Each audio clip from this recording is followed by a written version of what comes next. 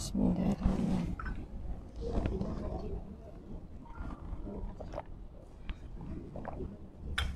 Nama imam siapa? Bilal. Itu Bilal. Ustaz? Asir. Bila masih absen. Okey, Ustaz Asir. Ustaz Asir. Aziz.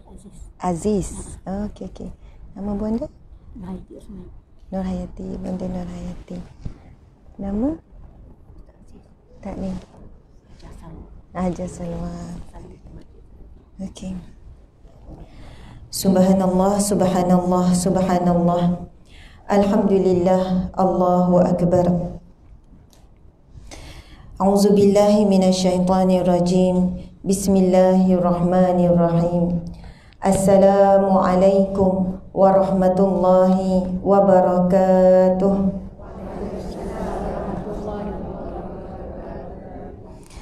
Alhamdulillah. Alhamdulillahi rabbil alamin. Hamdan lillah. Salatan wa salaman ala rasulillah. Sayyidina wa maulana wa habibina wa syafi'ina Muhammad ibni Abdillah wa ala alihi wa ashabihi awliyaillah. Rabbi syrah lana sudurana wa yassir lana umurana wahlul 'uqdatam min lisanina yafqahu qawlana. Ya Allah, lapangkanlah dada kami ya Allah. Rabbi syrah lana sudurana wa yassir lana umurana. Ya Allah, permudahkanlah urusan kami ya Allah. Urusan hidup kami ya Allah. Urusan saat mati kami ya Allah, diberikan husnul khatimah. Urusan kami di alam barzah ya Allah, dan urusan kami di mahsyar-Mu ya Allah, yang berakhir di jannah. Wa yassir lana umurana wahlul 'uqdatam min lisanina yafqahu qawlana. Ya Allah, bukakanlah belenggu yang mengikat lidah kami ya Allah, agar mereka memahami apa yang kami perkatakan. Agar kami memahami apa yang kami perkatakan ya Allah. Agar lidah ini ya Allah ringan dan mudah dan sentiasa basah berzikir mengingati-Mu ya Allah. Allahumma aftah alaina hikmataka. Ya Allah, bukakanlah bagi kami hikmah-Mu ya Allah, di atas setiap ketetapan dan ujian terhadap kami ya Allah. Wa ansyur alaina min khazaini rahmatika ya arhamar rahimin. Ya Allah, limpahkanlah dari sisi-Mu ya Allah untuk kami rahmat-Mu, pertolongan-Mu, pengampunan-Mu ya Allah, perlindungan-Mu ya Allah, jagaan-Mu ya Allah. Ya Allah, kurniakanlah kami jalan-jalan menuju kepada-Mu, menuju kepada redha-Mu, menuju kepada syurga-Mu ya Allah. Dan jauhilah dan tutuplah jalan-jalan yang Engkau murkai. Tutuplah jalan-jalan yang Engkau larang ya Allah, yang akan menghala ke neraka-Mu ya Allah. Allahumma ja'alna min ahli jannatil firdaus bighairi hisab bighairi azab. Wala taj'alna min ahli nar. Ya Allah, golongkanlah kami, ibu bapa kami, adik-beradik kami, sahabat-sahabat kami, keluarga kami ya Allah, pasangan dan juga anak-anak kami ya Allah. Kurniakanlah ya Allah syurga firdaus-Mu tanpa dihisab, tanpa diazab. Dan janganlah Engkau golongkan kami di kalangan ahli neraka-Mu ya Allah. Allahumma inna nas'aluka lisanan ratiban bi zikrik. Ya Allah, berilah kami lidah yang lembut, yang sentiasa berzikir mengingati-Mu, wa qalban muf'aman bi syukrik, serta hati yang bermanfaat yang sentiasa bersyukur kepada-Mu, wa badanan hayyinan layyinan bi ta'atik, serta badan yang ringan, yang kuat, yang sehat ya Allah, untuk melakukan ibadah ketaatan kepada-Mu ya Allah. Wa hab lana haqiqatal imani bik. Ya Allah, berilah kami hakikat iman yang sebenar, hatta la nakhafa wa la narju ghairaka wa la na'budu syai'an siwak, sehingga kami tidak perlu meminta-minta, mengharap, dan kami merayu dan kami mengadu selain daripada-Mu ya Allah. Wala takinna ila anfusina tarfata ainin wala aqalla min zalika ni'mal mujib. Ya Allah, janganlah ya Allah biarkan nasib ketentuan hala tuju hidup kami ya Allah untuk kami tentukan sendiri ya Allah, melainkan Engkau jualah yang menentukan buat kami ya Allah, walaupun sekadar kelipan mata. Allahumma innaka ta'lam anna hazihil qulub. Ya Allah, sesungguhnya Engkau mengetahui bahawasanya hati-hati kami pada saat ini, ya Allah. Qad ijtama'at ala mahabbati, kami bertemu kerana menyintaimu. Kami bertemu kerana mencintai Rasulullah sallallahu alaihi wasallam.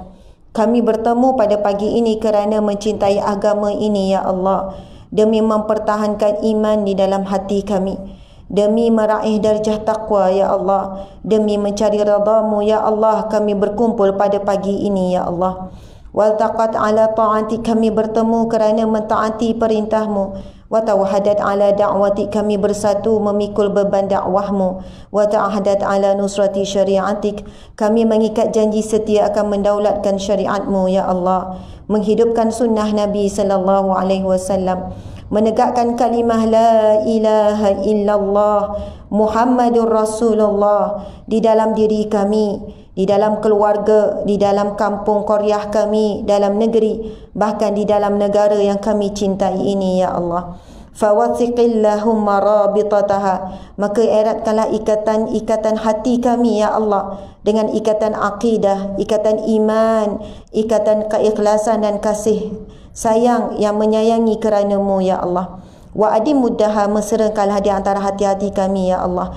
Wahdiha subulaha, tunjukilah hati kami jalan-Mu yang lurus. Washrah suduraha bifaidil imani bik, limpahkanlah ke dalam hati kami dengan limpahan keimanan kepadamu. Wa jamilit tawakkuli alaik, serta keindahan bertawakal kepadamu. Wahyiha bima'rifatik, hidupkanlah hati kami dengan mengenal-Mu, ya Allah, dengan mengenal Rasulullah sallallahu alaihi wasallam, dengan mengenal hakikat diri kami, ya Allah. Wa amitha ala syahadati fi sabilik, dan matikanlah kami dalam mengucap kalimah syahadah-Mu, ya Allah. Matikanlah kami, ya Allah, dalam keadaan husnul khatimah. Allahumma takhtim alaina bi husnil khatimah wa la takhtim lana bi su'il khatimah. Ya Allah, berikanlah kami, kurniakanlah kami, ya Allah, kematian yang baik, yang husnul khatimah, dan janganlah Engkau berikan kami fitnah dengan kematian yang buruk, ya Allah. Rabbana hab lana min azwajina wa zurriyyatina qurratu a'yun waj'alna lil muttaqina imama. Rabbi habli minas salihin, ya Allah, kurniakanlah kami zuriat keturunan yang saleh, ya Allah, dan jadikanlah kami hamba-Mu yang saleh. Allahumma ja'alna minas salihin, ya Allah, jadikanlah kami hamba-Mu yang saleh. Allahumma ja'alna minat tawabin, minal mustaghfirin, minal mutatahhirin.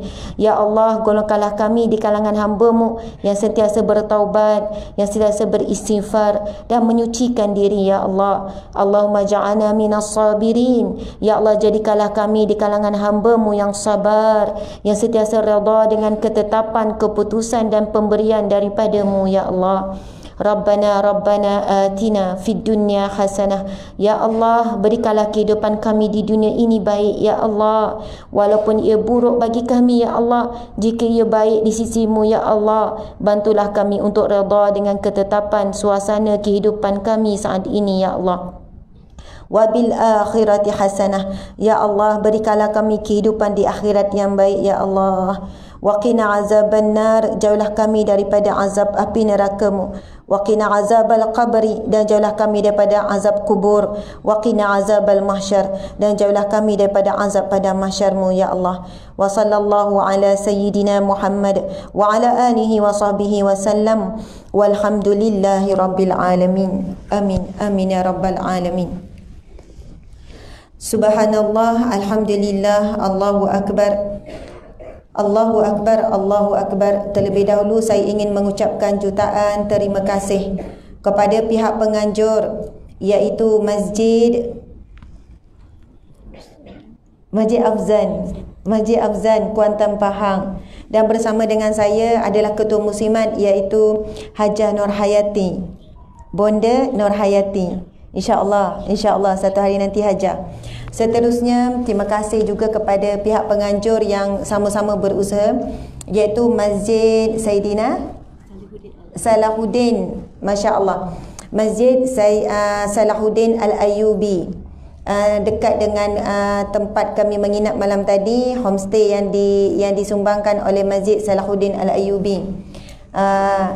Perseorangan ada yang menyumbang, Hajah, nama Hajar Salwa, subhanallah. Kemudian terima kasih kepada Fadilatul Ustaz Aziz. Betul? Ustaz Aziz. Betul, Masya Allah. Nama pun Aziz, yang mulia Ustaz Aziz, selaku Bilal Masjid Afzan, dan semualah pihak yang terlibat, start daripada Nazir, pengurusi masjid, AJK Muslimin Muslimat dan sebagainya. Masya Allah. Seterusnya terima kasih kepada pihak yang menyediakan tempat, iaitu Widad University College. Widad University College. Subhanallah, sangat hebat nama college ni. InsyaAllah lepas ni kita akan berhubung, kita akan tanya tuan daripada Widad University College, Encik Isma. Okey. Alhamdulillah, harap Encik tak penat tu berdiri tu. Okey, alhamdulillah, masya-Allah, muslimin muslimat. Seterusnya yang saya alu-alukan kehadiran semua di kalangan muslimat terutamanya, dan kita nampak ada juga muslimin, wallahu a'lam, mungkin mengikut isteri tercinta, walau bagaimanapun tak ada masalah. Alhamdulillah, syukur kepada Allah Subhanahu wa taala, setelah sekian lama tuan-tuan puan-puan muslimin muslimat sekalian, sekian lama saya tak dapat turun kan, setelah gelombang ketiga COVID-19, bahkan dewan kami yang diberi nama Sayyidatina Asma, sempena anak Sayyidina Abu Bakar radhiyallahu anhu, kan, dewan kami juga tidak boleh beroperasi. Negeri Sembilan juga kes agak tinggi dan sebagainya, dan satu persatu program kami dibatalkan. Dan begitulah sampailah alhamdulillah setelah beberapa minggu, beberapa bulan, saya rasa Masya Allah sangat terharu apabila orang Kuantan sanggup menerima. Masya Allah, sudi menerima. Sebenarnya bukan soal sanggup ataupun tidak, sudi atau tidak, soalnya sebenarnya dibenarkan atau tidak. Kalau ikutkan memang daripada Pahang, dari macam-macam daerah lah kan, dah lama menunggu dan sebagainya. Namun alhamdulillah, akhirnya pada pagi yang barakah ini saya dapat bertemu muka dengan para jemaah. Memang berbeza muslimat sekalian jika kita ceramah online dengan ceramah berdepan. Semangat saya pun luar biasa kan, kebahagiaan, keseronokan, berjumpa, berkasih sayang, subhanallah. Dan alhamdulillah tadi Tuan Haji Ustaz Aziz telah memulakan majlis ilmu kita dengan doa supaya dilindungi daripada wabak, dilindungi daripada musibah, daripada mara bahaya dan sebagainya. Subhanallah, alhamdulillah. Seronok tak jumpa saya? Tak nampak pun senyum tu senyum dalam emas ya. Masya Allah, alhamdulillah. Okey, sahabat-sahabat, di live ni ada lebih kurang dalam 1,500. Nanti mungkin lepas kita dah mula, insya-Allah boleh cecah 2,000, kadang-kadang 3,000 yang sedang bersama online. Jadi terima kasih juga kepada sahabat online. Tidak lupa ramai juga ni kan, Puan Salwa, Puan Wan Jariah, Puan Nur Aini, dan ramai lagi sahabat-sahabat yang online di page. Jadi saya mohon juga boleh kita share perkongsian kita pada pagi yang barakah ni. Dan saya nak tunjuklah sikit audio ni. Saya pusing sikit ya. Sekejap. Okey, subhanallah, kita bersama dengan audien di Kuantan Pahang dalam dewan. Asalnya program kita ini di masjid kan, asalnya di masjid, tapi atas faktor inilah SOP dan sebagainya, jadi kita buat di sebuah dewan. Masya Allah. Dan saya percaya Widad University College juga bertindak sangat pantas dan memberi kerjasama yang sangat baik. Akhirnya dalam waktu yang pendek boleh menyediakan tempat. Alhamdulillah, subhanallah. Okey, kita pantun dulu ya. Siapa nak jawab angkat tangan ya. InsyaAllah ada hadiah. Bismillahirrahmanirrahim. Pagi-pagi makan roti bakar, apa khabar? Dia kena jawab dengan pantun kan? Subhanallah. Okey, bolehlah dijawab begini. Tengah hari makan nasi lauk udang galah, alhamdulillah. Petang makan kuih, makan kari pap, air sirap biji selasih, saya nak ucap terima kasih. Masya Allah. Malam makan nasi lagi dengan tauhu, saya nak cakap I love you. Ada nak balas tak? Tahu saja tak sedap, kena dengan budu. I love you too. Jadilah tu ya. Subhanallah, alhamdulillah, masya Allah. Alhamdulillah, Allahu Akbar. Boleh tengok mata, boleh nampak tu walaupun dalam mask. Kalau senyum tu kan mata sepek je kan. Kalau emoji kan ada beberapa pilihan kan. Kalau kita bagi emoji, kalau senyum sangat yang mata sepek. Kalau senyum biasa, mata biasa je kan. Kalau macam macam lain pula kan. Subhanallah. Jadi alhamdulillah, mudah-mudahan kita mendoakan, kita mohon daripada Allah Subhanahu Wa Taala program kita pagi ini berjalan dengan lancar, semuanya mengikut SOP insya-Allah. Wallahu a'lam. Kita sampai sudahlah. Mungkin nanti sampai habis saya akan berada di satu tempat di bawah, di satu tempat yang disediakan untuk kami. Ada kami bawa buah tangan kan. InsyaAllah kita jangkakan habislah tu buah tangan kita bawa tu. InsyaAllah selepas ni. Alhamdulillah, muslimin muslimat yang dirahmati Allah sekalian. Tajuk yang kita akan bawa pada pagi yang barakah ini, sahabat-sahabat live dan juga di Dewan, tajuknya adalah sekeluarga menuju syurga. Sekeluarga menuju syurga. Sekeluarga menuju syurga. Dan antara buku rujukan yang kita akan guna adalah Asam Garam Rumah Tangga Nabi sallallahu alaihi wasallam. Buku merah yang sedang dipegang. Ada tak yang tak ada buku ni? Angkat tangan. Semua okey, ada yang belum ada. Nanti kita minta urus dia. Okey, buku ni sepanjang kita kuliah pada pagi ini kita akan menggunakan buku ni. Kita akan belek-belek. Insya-Allah, mula-mula belek-belek, lama-lama jatuh hati. Saya juga jatuh hati pada buku ini dan semakin jatuh cinta kepada Rasulullah sallallahu alaihi wasallam. Ustaz Luqman Makhtar dia menyiapkan 3 buah buku sebenarnya. Buku yang pertama Asam Garam Rumah Tangga Rasulullah, ini buku yang pertama yang berwarna macam biru purple. Buku yang pertama ini Asam Garam Rumah Tangga Nabi sallallahu alaihi wasallam. Ia lebih memberi tumpuan kepada bentuk-bentuk konflik ataupun masalah ujian dalam rumah tangga Nabi sallallahu alaihi wasallam dan bagaimana kebijaksanaan Rasulullah menguruskannya. Kita tahu bahawasanya rumah tangga bahagia ataupun tidak, rumah tangga bahagia ataupun derita, keduanya mempunyai banyak masalah. Bukan kita kata rumah tangga bahagia tu tak ada masalah. Betul kan tuan kan? Banyak masalah. Tak sudah-sudah masalah. Tetapi yang membezakan bahagia ataupun tidak adalah bagaimana kita berjaya menguruskan masalah tersebut. Subhanallah. Kemudian bila kita tengok buku ni, dia banyak himpunan daripada firman Allah. Dan kita dapati daripada Al-Quran, Allah banyak mengumpulkan dalam beberapa surah. Dalam surah At-Tahrim, dalam surah An-Nisa, dalam surah At-Talaq. Daripada Al-Quran, kebanyakan dan hampir semua menceritakan dan menghimpun tentang kisah rumah tangga Rasulullah dalam fasa ujian. Bagaimana Rasulullah menghadapi ujian-ujian dalam rumah tangga. Di dalam Al-Quran tidak ada menceritakan tentang keadaan rumah tangga Rasulullah yang romantik dan sebagainya. Bahagian yang romantik-romantik itu datangnya daripada hadis para isteri Nabi dan juga hadis para sahabat. Isteri-isteri Nabi yang menyampaikan cerita bagaimana Rasulullah sallallahu alaihi wasallam seorang lelaki yang begitu hebat, di luar rumah adalah panglima perang yang begitu hebat. Di luar rumah adalah seorang Perdana Menteri negara Islam pertama di dunia, Madinah. Di luar rumah adalah seorang yang sangat digeruni oleh kawan dan juga lawan.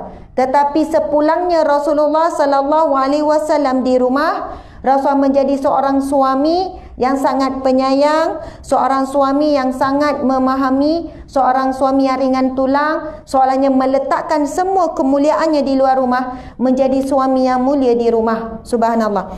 Jadi sebab itu kita dapati banyak kisah-kisah ini tentang romantik Rasul ada daripada isteri-isteri Nabi sendiri dan terhimpun dalam buku yang kita pegang saat ini, iaitu Asam Garam Rumah Tangga Rasul yang kedua. Dan Alhamdulillah Ustaz Luqman Makhtar menyempurnakan sehingga 3 jilid, iaitu Asam Garam Meriahnya Rumah Tangga Nabi sallallahu alaihi wasallam. Dan ketiga-tiga buku ni kami bawa pada hari ini ada di kaunter bawah. Tapi pada pagi ini kita hanya akan fokus pada buku yang kedua, Asam Garam Romantiknya Rumah Tangga Nabi SAW. Allahu Akbar. Yang ketiga ini nampak warna kuning, nampak ceria, nampak meriah. Dan buku yang ketiga ini tentang asam garam meriahnya rumah tangga Nabi SAW. Ia menghimpunkan kisah bagaimana Rasulullah dengan anak, Rasulullah dengan bapa mertua. Kan Rasulullah ramai isteri, ramai juga mertua. Kemudian Rasulullah dengan ipar-iparnya, subhanallah, dan Rasulullah dengan ahli keluarga yang lain, sepupu, anak saudara dan sebagainya. Masya Allah. Sebab itu yang ketiga ni paling tebal kerana banyak sangat kisah yang diceritakan oleh ahli keluarga yang lebih luas ni. Dengan saudara mara, dengan sepupu sepapat, dengan bapa mertua, dengan menantu, dengan anak dan sebagainya. Masya Allah. Jadi alhamdulillah muslimat sekalian, boleh saja kalau buku tu muslimat tidak bercadang untuk beli, boleh juga belek tanpa merosakkannya. Nanti pulangkan semula di kaunter. Dan siapa yang berhajat boleh je terus conteng ataupun lipat. Dan jika tak bawa pun duit, tak ada masalah, ada je nombor akaun dekat situ, bayarlah bila-bila. Dan kalaulah tak ada lagi duit, tak ada gaji lagi, boleh je bayar selepas gaji. Lepas dah 25 hari bulan, 28 hari bulan, nak tunggu pencen ke dan sebagainya. Jadi kita insya-Allah yakin je, kita tak ambil nama, insya-Allah orang yang nak memiliki buku ini orang yang amanah, sebab dia tahu buku ini ada nilai yang lebih besar daripada harga. Percayalah, isi kandungan yang dikumpulkan oleh Ustaz Luqman Makhtar ini lebih mahal, tak ada nilainya. Sebenarnya duit yang kita keluarkan untuk beli buku seperti ini hanyalah untuk kos cetak, kos sekian, kos ni. Tapi ilmu yang terkandung di dalamnya tidak ada nilai yang boleh kita gantikan dengan apa jua yang ada di dalam dunia ini. Kerana ia menghimpunkan tentang kisah insan yang paling mulia, insan yang paling agung, insan yang mana Allah sebut di dalam Al-Quran, Bismillahirrahmanirrahim. Qul in kuntum tuhibbunallah, katakanlah sekiranya kamu mencintai Allah. Ini firman Allah. Allah mengatakan kepada kita, Qul, katakanlah wahai Muhammad, in kuntum tuhibbunallah, sekiranya kamu benar-benar mencintai Allah, fattabi'uni, maka ikutilah aku, yuhibbukumullah wa yaghfir lakum dzunubakum. Sadaqallahul azim. Allah berfirman, Allah berkata kepada Nabi Muhammad, wahai Muhammad, katakanlah kepada siapa? Umatmu, kepada kita.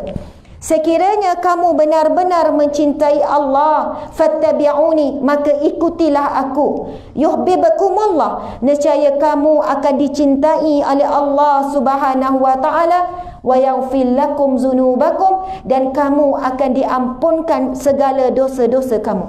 Allahu akbar. Kelebihan orang yang mengingati Rasulullah sallallahu alaihi wasallam dan mengikuti cara hidup Nabi, cara Nabi berkeluarga, cara Nabi makan, cara Nabi bercakap, cara Nabi duduk, cara Nabi tidur, cara Nabi berhibur, bergurau senda. Fattabi'uni, Allah berfirman, ikutilah aku. Ikutilah Nabi ini bukan sekadar dalam bab ibadah, bukan dalam sekadar perjuangan Nabi, bukan dalam sekadar bagaimana Rasulullah menjadi pemerintah, pemimpin, Perdana Menteri, tetapi sampai sekecil-kecil perkara kita sebagai umat Nabi Muhammad sallallahu alaihi wasallam, disitulah letaknya kemuliaan ataupun kehinaan kita.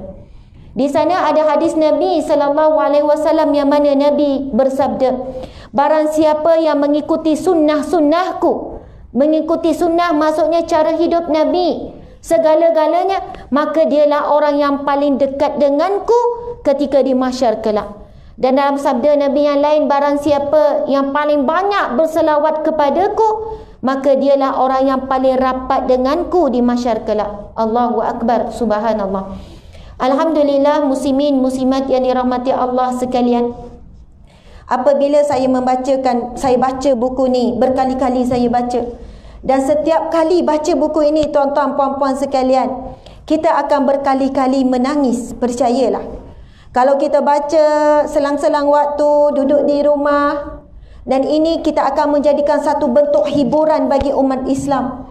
Sekejap kita akan tersenyum, sekejap kita akan menangis. Kerana apa? Senyum dan tangis itu akan silih berganti, percayalah. Buku ini membuatkan kita akan tersenyum dan menangis silih berganti. Tersenyum bila melihat betapa sweetnya Rasulullah. Menangis bila melihat betapa sabarnya Rasulullah dalam mengharungi kehidupan berkeluarga. Bagaimana indahnya akhlak Nabi SAW. Dan kita akan menangisi diri kita, tuan-tuan puan-puan sekalian. Betapa jauhnya kita daripada akhlak Nabi SAW. Kerana Nabi menunjukkan akhlak yang mampu kita buat. Nabi bukan malaikat. Nabi juga manusia yang sama seperti kita. Yang ada rasa lapar, yang ada rasa tersakiti, yang ada rasa terasa hati dan sebagainya.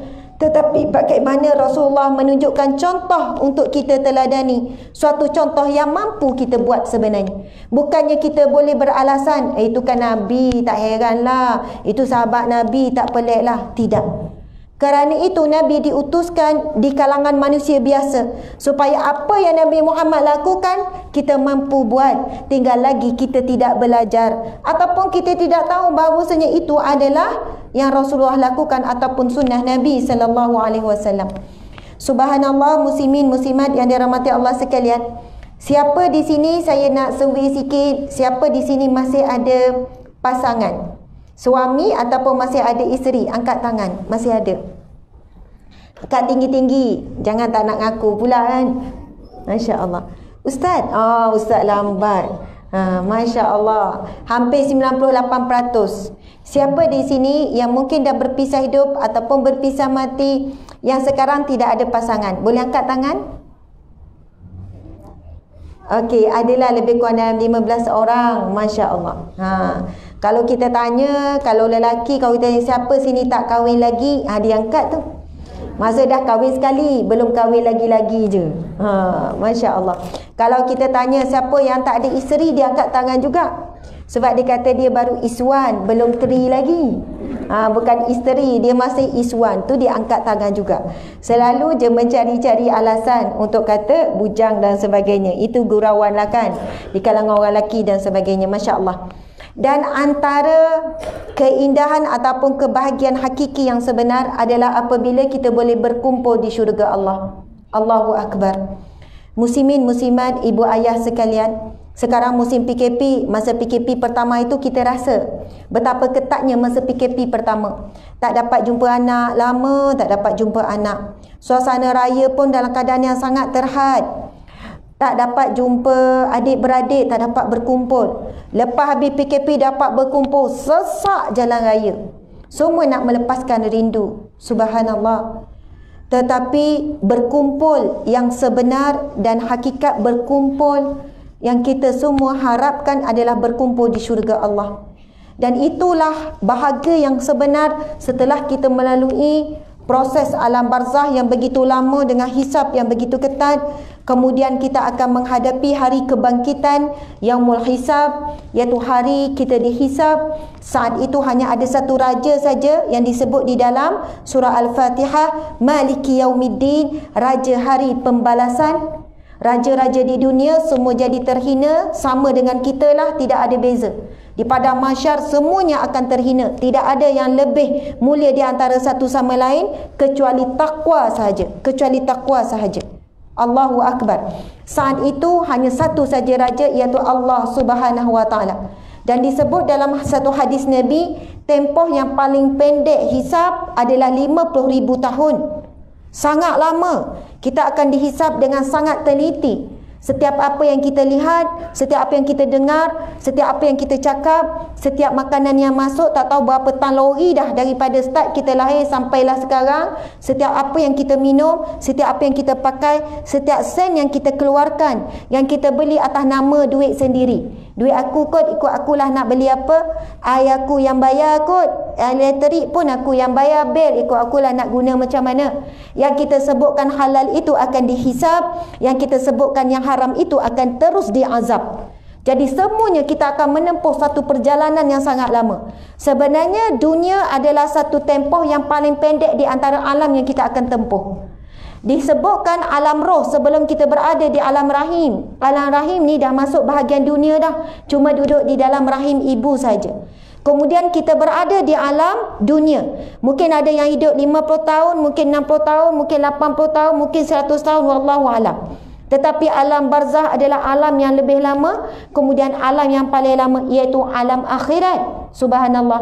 Alam akhirat itu bukan sekadar lama, tapi selama-lamanya.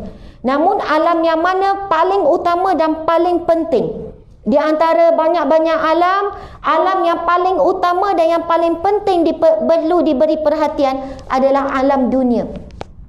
Kerana alam dunia lah yang akan menentukan perjalanan alam seterusnya.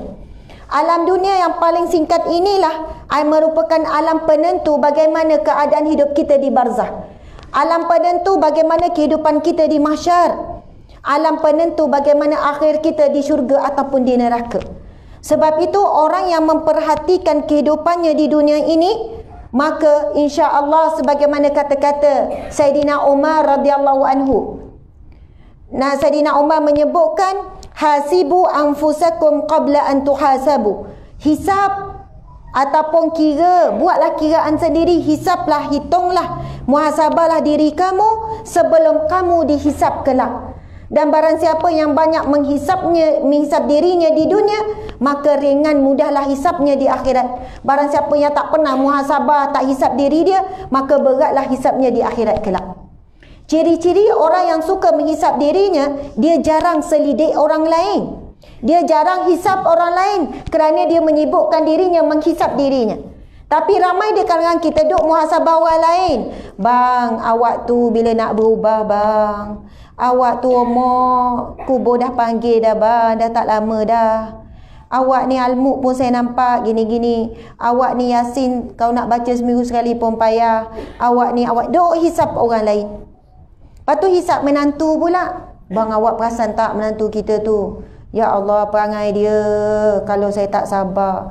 Tak anak kita macam mana lah. Hisap menantu pula. Lepas tu hisap cucu pula. Bang, kenapalah perangai budak-budak sekarang gini. Lepas tu hisap jiran pula. Lepas tu hisap ipar pula. Ni lagi sedap ni kalau nak muhasabah ipar ni kan. Lepas tu hisap AJK masjid pula. Lepas tu hisap ketua muslimah pula. Bilalah dia nak letak jawatan dia nak jawatan tu. Contohlah ya. Ni bukan kat sini. Bukan saya pelisa siapa ya.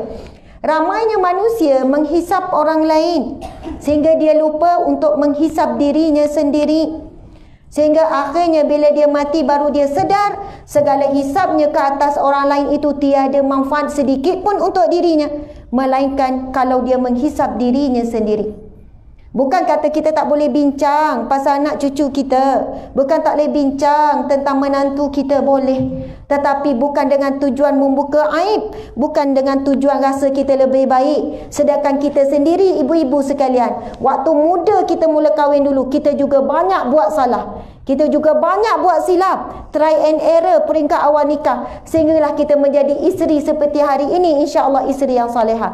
Sehingga hari ini kita dah jadi isteri yang sabar, dah pandai menguruskan rumah tangga. Jadi berilah peluang kepada menantu kita untuk setangga demi setangga, untuk satu langkah demi satu langkah, sebagaimana kita dulu juga pernah menempuh awal permulaan pernikahan. Tapi kita melihat dengan kacamata kita hari ini, yang mana kita telah menempuh segala kekurangan, segala kesilapan, dan kita dah hampir dengan kita rasa sempurna dah, kita rasa kita dah okey dah, maka teruslah berlapang dada dan mendoakan. Itulah bila orang yang menghisap dirinya, bila dia nampak kekurangan orang lain, dia ingat balik, masa aku muda dulu pun macam tu juga, masa aku muda dulu pun marah-marah juga, sekarang baru jadi penyabar kan, sebab dah tak larat nak marah, betul tak muslimat?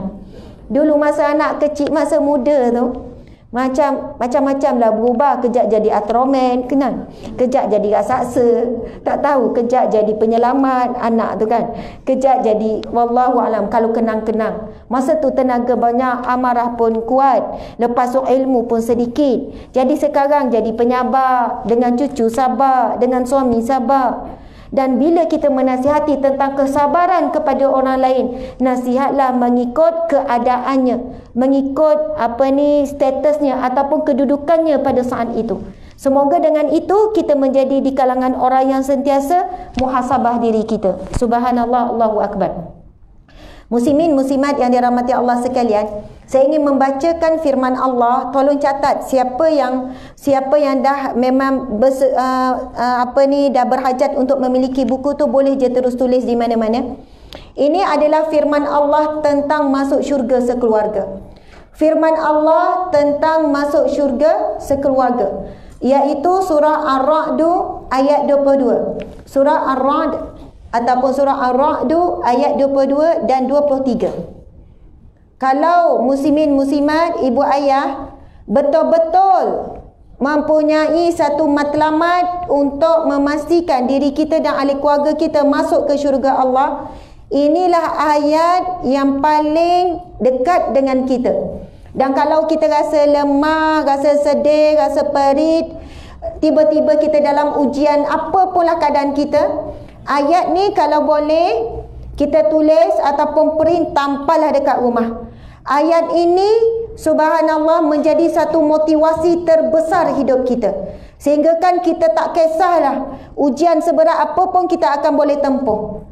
Kan payah macam mana kehidupan kita, kita akan rasa berbaloi. Kerana surah Ar-Ra'd ayat 22 dan 23 ini menceritakan tentang ciri-ciri, sifat-sifat mereka yang akan berkumpul di syurga Allah sekeluarga. Subhanallah. Kalau nak cari ikut telefon sekarang pun boleh cari. Cari surah Ar-Ra'd ayat 22 dan juga 23. Surah ini adalah surah yang ke-13 di dalam Al-Quran. Sahabat-sahabat di line pun boleh sama ya mencari surah Ar-Ra'd ayat 22 dan 23. Boleh tak kita baca sama-sama? Boleh ke? Boleh. Subhanallah. Nampak tak saya kat depan ni? Ke dah hilang dah saya? Masya Allah. Allahu Akbar. Okey, kita nak baca firman Allah. InsyaAllah kita boleh duduk tegak. Boleh duduk tegak ya? Okey, kita baca serentak sajalah ya. Baca serentak sama-sama. Jumpa tak ayat tu? Okey. Wahid, Isnin, Salasah. A'udzu billahi minasyaitonir rajim. Kuat sikit ibu-ibu muslimat sekalian, semangat. Ini kita nak baca ayat berkaitan dengan kita ni, yang kita sebut nak masuk syurga sekeluarga ni. Semangat sikit. Okey, lagi sekali isti'azah. Mula dengan isti'azah tapi suara kuat. Kalau tak kuat, saya mula balik. Sampai 100 kali pun tak apa ya. Sampai habislah ceramah. Jadi semangat. Okey, duduk tegak. Tarik nafas. Lepas. Tarik. Lepas. Masya Allah. Dah berapa banyak dah kita tarik dan lepas nafas daripada sejak lahir sampai sekarang? Pernah bayar tak bil nafas tu? Tak pernah. Nafas tu masuk pergi ke paru-paru, keluar balik. Allah jaga paru-paru kita. Walaupun yang kita sedut tu beracun, asap dan sebagainya. Tapi paru-paru kita tak pernah pun kita servis. Jumpa doktor. Doktor dah 60 tahun dah cik guna paru-paru. Nak bersihlah sikit. Aircon kalau berapa tahun dah kena servis dah. Takkanlah paru-paru acik ni tak perlu servis kot doktor. Memang tak perlu servis. Maintenance tubuh badan kita Allah yang jaga. Subhanallah, Allahu Akbar. Okey, kita nak baca sama-sama ya. Keluarkan suara emas masing-masing. Okey, Wahid, Isnin, Salasah. A'udzu billahi minasyaitonir rajim. Bismillahirrahmanirrahim. Walladzina sabaru ibtigha'a wajhi rabbihim wa aqamus salah وأقاموا الصلاة وأنفقوا مما رزقناهم سرا وعلانية ويدرؤون بالحسنة السيئة أولئك لهم عقبى الدار جنات عدن يدخلونها ومن صلح من آبائهم وأزواجهم وذرياتهم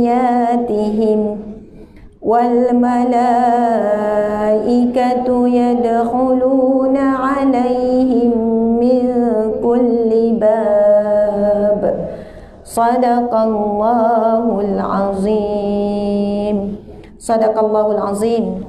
Muslimat sekalian, balik boleh print ayat ni tampal dekat sudut rumah kita. Pergilah nak tempah frame cantik ke, jadikan ayat ini adalah moto keluarga ataupun kita sebut prinsip keluarga kita. Dan kita perlu mendidik diri kita dan ahli keluarga kita untuk memiliki ciri-ciri yang Allah sebut di dalam ayat ini.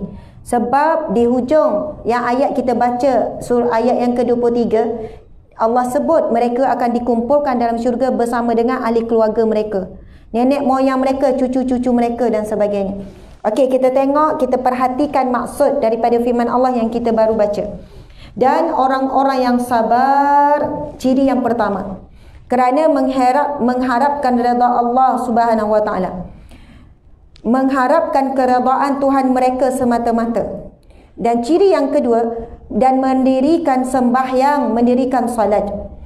Yang ketiga, serta mendermakan dari apa yang kami kurniakan kepada mereka secara sembunyi ataupun terangan. Orang yang suka memberi infak, derma, wakaf dan sebagainya, sama ada diberi secara terang ataupun sembunyi, keduanya Allah terima. Paling utama adalah ikhlas.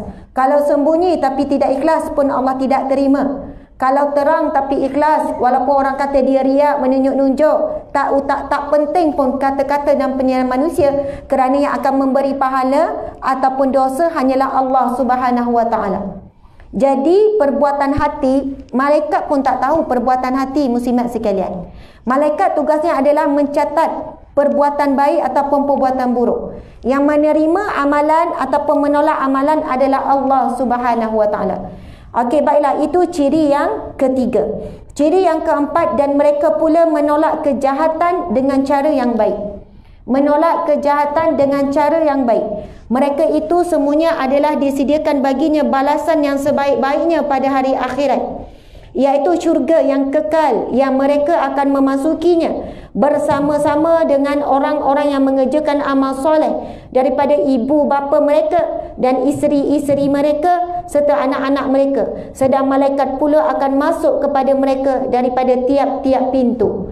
Kalau kita baca sambungan ayat ini, malaikat masuk daripada tiap-tiap pintu mengucapkan salam sejahtera menyambut kedatangan mereka, iaitu mereka yang masuk syurga sekeluarga, berkumpul dengan ibu ayah. Jangan pula kita tanya, tak sebut pun adik-beradik, tak sebut pun sepupu sepapat, tak sebut pun mak saudara, pak saudara, tak sebut pun anak saudara. Tak adalah disebutkan semuanya, tetapi itulah gambarannya. Antaranya kita akan dikumpulkan, disebut dalam hadis ini, dalam firman Allah ini, 3 yang paling terdekat, ibu ayah, kemudian pasangan. Jangan tanya pula tak sebut pun suami. Dan bila sebut isteri, maksudnya ia adalah tentang pasangan. Dengan pasangan, kemudian dengan anak-anak. Subhanallah. Jadi kita kena perhatikan dan mendidik diri kita dan ahli keluarga dengan mempunyai 4 sifat ini. Apa dia, muslimat sekalian, muslimin muslimat? Yang pertama, ya, sabar semata-mata mengharapkan redha Allah. Ada orang sabar tapi dia harap redha manusia. Dia nak dipuji manusia. Dia duk bercerita lah, cerita dia sabar sekian-sekian. Aku ni kalau tak sabar dah lama dah. Sampai orang kagum dengan cerita dia. Kau ni memang sabar sungguh lah. Aku tak pernah jumpa orang macam sabar macam kau. Aku ni memang dilahirkan penyabar. Oh, tiba-tiba kan contoh. Ada orang dia sabar dan dia menceritakan kesabaran dia.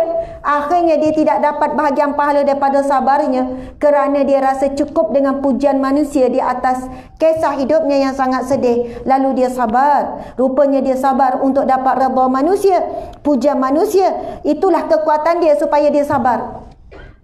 Dan teruji sabar kita apabila manusia tidak melihat kesabaran kita. Bahkan orang dekat pun tak perasan kita sedang sabar. Kadang kita orang perempuan kan kena tanya, bang, awak perasan tak saya merajuk? Awak tak perasan ke saya merajuk? Tak perasanlah pula. Ya Allah, saya ni sabar dengan awak tau. Sebab tu awak tak perasan saya merajuk. Saya sabar. Sebenarnya saya sedih tapi saya sabar. Ya Allah, awak ni wanita yang sabar. Syurgalah bagi awak. Memanglah. Contoh kalau bergurau lain. Tetapi kadang-kadang kita kena fikir balik, muslimat sekalian. Kita sabar sebenarnya betul tak harap benar-benar hanya redha Allah. Ataupun sebenarnya kita sabar kekuatannya adalah pujian manusia. Kekuatannya adalah apabila orang menyebut-nyebut tentang kesabaran kita. Jadi sebab itu orang yang sabar juga sangat teruji sejauh mana dia nak jaga sabar dia itu semata-mata kerana Allah. Hatta kalau manusia tak puji, manusia tak tahu, manusia tak perasan pun dia sedang sabar, dia okey je. Kerana dia tahu ketika itu dia sedang menjaga rahsia sabar dia dengan Allah saja. Dia tahu yang memberi ganjaran pahala hanyalah Allah. Manusia tak akan mampu memberikan apa-apa. Tapi kalau sekadar bercerita dengan tujuan untuk dapat manfaat, boleh, tak ada masalah. Tapi kena jaga betul niat tu. Kalau rasa tak boleh jaga niat, tahan dulu sampai kita kuat untuk cerita. Setengah orang kan dia bercerita, boleh, tak ada masalah. Saya masa saya muda dulu, saya diuji oleh Allah sekian-sekian dengan sakit kanser. Dan hasil daripada ujian tersebut gini-gini. Dia cerita pengalaman dia tu untuk memberi inspirasi, memberi kekuatan, dan dia boleh menjaga niatnya. Dia boleh menjaga hatinya. Dan orang yang sedang menghadapi masalah sama dapat kekuatan. Itu dibenarkan. Ini disebut dalam surah apa? Surah Al-Asr. Masya Allah. Allah berfirman, Bismillahirrahmanirrahim. Wal-Asr. Demi masa, Allah bersumpah demi masa. Wal-Asr. Demi masa. Allah Subhanahu Wa Taala kalau tak bersumpah pun kita tahu kata-katanya benar. Tetapi apabila Allah memulakan sesuatu dengan sumpah, maksudnya Allah hendak mentakkid ataupun nak menguatkan, nak menegaskan bahawasanya perkara yang Allah nak sebut ini benar-benar penting. Sehingga Allah memulakan dengan perkataan sumpah. Wa tu wawul qasam, waw sumpah. Demi masa. Macam tu. Kalau saya lah bersumpah, tuan-tuan puan-puan sekalian, kalau saya sumpah, saya kata saya bersumpah, contoh saya guna ayat, saya bersumpah, sumpah muslimat sekalian, sekejap lagi Perdana Menteri kita akan datang ni dalam kuliah sama-sama ni. Siapa Perdana Menteri kita? Ke dah confused dah, banyak sangat bertukar Perdana Menteri kan. Okey, Tan Sri Muhyiddin Yassin. Kalau saya kata kejap lagi Tan Sri Muhyiddin Yassin akan datang sama-sama dengan kita untuk dengar ceramah, percaya tak? Tak percaya. Okeylah, Ustazah Asmat cakap pun tak percaya. Lepas tu saya cakap, saya sumpah, sungguh sumpah. Mungkin confuse lagi, Ustazah ni bergurau ni. Saya manusia biasa, bersumpah baru tentu orang percaya. Dan kalau orang tak percaya pun tak ada masalah. Tapi kita tahu kalamullah, Allah, apabila Allah berkata, Allah berfirman dalam Al-Quran, semuanya benar, tidak ada sedikit pun kesilapan, kekurangan, semuanya benar. Tapi kenapa dalam beberapa perkataan, beberapa ayat, dalam beberapa kalimahnya kalamullah, Allah memulakan dengan perkataan sumpah? Kerana Allah ingin kita beri perhatian dan perkara itu sangat penting. Bila Allah memulakan dengan perkataan wal asr, demi masa. Innal insana lafi khus. Sesungguhnya, ada pula ayat takkid perkataan inna, sesungguhnya. Manusia, kebanyakan manusia dalam kerugian, dalam kecelakaan. Innal insana lafi khus illa alladhina amanu, kecuali. Maksudnya sikit sangat yang tak rugi, yang tak celaka. Illa, ini yang kita perlu beri perhatian. Illa alladhina amanu, kecuali orang yang beriman. Pertama, illa alladhina amanu. Yang kedua, wa amilus salihat. Wa amilus salihat, betul tak? Dan orang-orang yang beramal saleh. Kita pagi ni datang kuliah buat apa ni? Amal saleh. Wa amilus salihat. Yang ketiga, wa tawasau bil haqqi wa tawasau bis sabri. Ada 4 ciri orang yang tidak rugi. Kalau kita tergolong dalam 4 ciri ini, insya-Allah kita bukan di kalangan orang yang celaka dan rugi. Khus tadi. Illa alladhina amanu, orang yang beriman. Wa amilus salihat, selalu buat amalan soleh, buat amal baik. Masak, amal baik tak? Amal baik. Kemar rumah, amal soleh tak? Amal soleh. Lipat kain, amal soleh tak? Amal soleh. Semuanya amal soleh. Senyum, amal soleh. Segala perbuatan dalam rangka kita mentaati perintah Allah, semuanya amal soleh. Menyapu, amal soleh tak? Amal soleh. Itu mentaati perintah Allah. Allah perintahkan apa? Menjadi orang yang pembersih. Sehingga Nabi sebut an-nazafatu minal iman, membersih itu sebahagian daripada iman. Orang yang beriman, ciri-cirinya dia mesti pembersih. Suka kemas rumah, suka bersih, suka atur elok rumah dia. Jiwa dia bersih, terselah pada kebersihan tandasnya. Kadang orang tamu dah bersih tapi tandas berlumut. Tak boleh. Hati yang bersih itu akan terlihat pada apa? Bagaimana rumahnya, bagaimana tandasnya, bagaimana biliknya, bagaimana penampilannya, bagaimana kereta dia. Rumah dah bersih, kereta bersepah-sepah. Orang yang beriman mesti ada ciri yang kemas bersih. Itu adalah sunnah Nabi SAW. Seorang yang sangat kemas, pembersih, sehingga kan Rasulullah dikatakan tidak pernah keluar daripada badannya bau yang busuk, ataupun daripada mulutnya bau yang busuk. Sentiasa menjaga kebersihan mulut, sentiasa kemas pakaiannya, sentiasa smart lah kita kata, sentiasa smart, handsome. Masya Allah, Allahu Akbar. Okey, bila kita sebutkan tadi wa'amilu salihat wa tawasau bil haqqi, dan yang sentiasa mengingat tentang kebenaran, wa tawasau bis sabr, dan sentiasa mengingat tentang kesabaran. Jadi orang yang sentiasa sebut sabarlah, saya pun pernah lalui dah, bahkan saya teruk lagi daripada awak. Kalau boleh elakkan guna ayat tu. Kalau nak guna, kalau sesuai bolehlah, kalau rasa okey. Tapi kadang-kadang kita kan bila tengok ada orang sedang diuji, lalu kita kata, sebenarnya masalah awak ni tak berat sangat. Kalau cerita saya dahsyat lagi. Suami saya berkali ganda teruk dia suami awak. Ataupun pergi ziarah orang miskin. Sebenarnya kamu tak susah sangat. Saya dulu lagi miskin, lagi susah daripada awak. Sebenarnya Allah memberikan ujian itu mengikut saiz kemampuan masing-masing. Kita tak boleh mengukur ujian kita dengan ujian orang lain, dan tidak boleh meremehkan dan merendahkan ujian orang lain kerana kita rasa ujian kita lebih berat. Sebab kita dilahirkan keluarga yang berbeza, latar hidup berbeza, hati pun berbeza. Kan contoh orang perempuan lah. Ada orang perempuan siapa kat sini kau tengok cerita drama ke Hindustan sedih-sedih menangis? Siapa menangis kau tengok cerita sedih-sedih? Siapa yang tak heran pun tengok? Siapa yang tak nangis pun? Tak nangis? Nangis, beria nangis. Masya Allah. Saya pun dululah, sekarang ni dah tengok macam tu je lah. Tapi daripada kecil lah kan, sampai sekolah menengah sampai ni. Kalau dulu kan masa kita kecil tengok Hindustan kan, Hindustan seminggu sekali ya. Petang Jumaat ke? Petang Sabtu. Tunggulah seminggu sekali. Memang tak ada, itulah cerita istimewa. Dan saya akan ambil tempat paling depan ataupun paling belakang.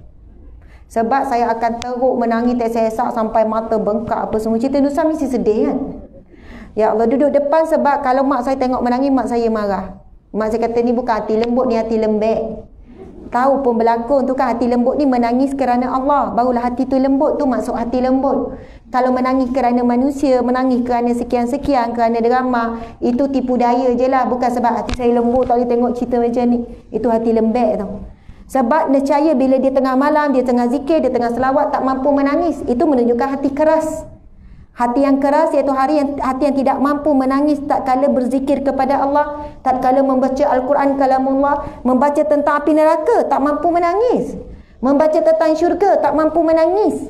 Itu menunjukkan hati kita keras, muslimat sekalian. Na'udzubillah min zalik. Takut kan? Bimbang. Bila kita tengok sesuatu yang menyedihkan, normal kita akan sedih. Tapi kesedihan yang sebenar apabila kita membacakan tentang suasana neraka.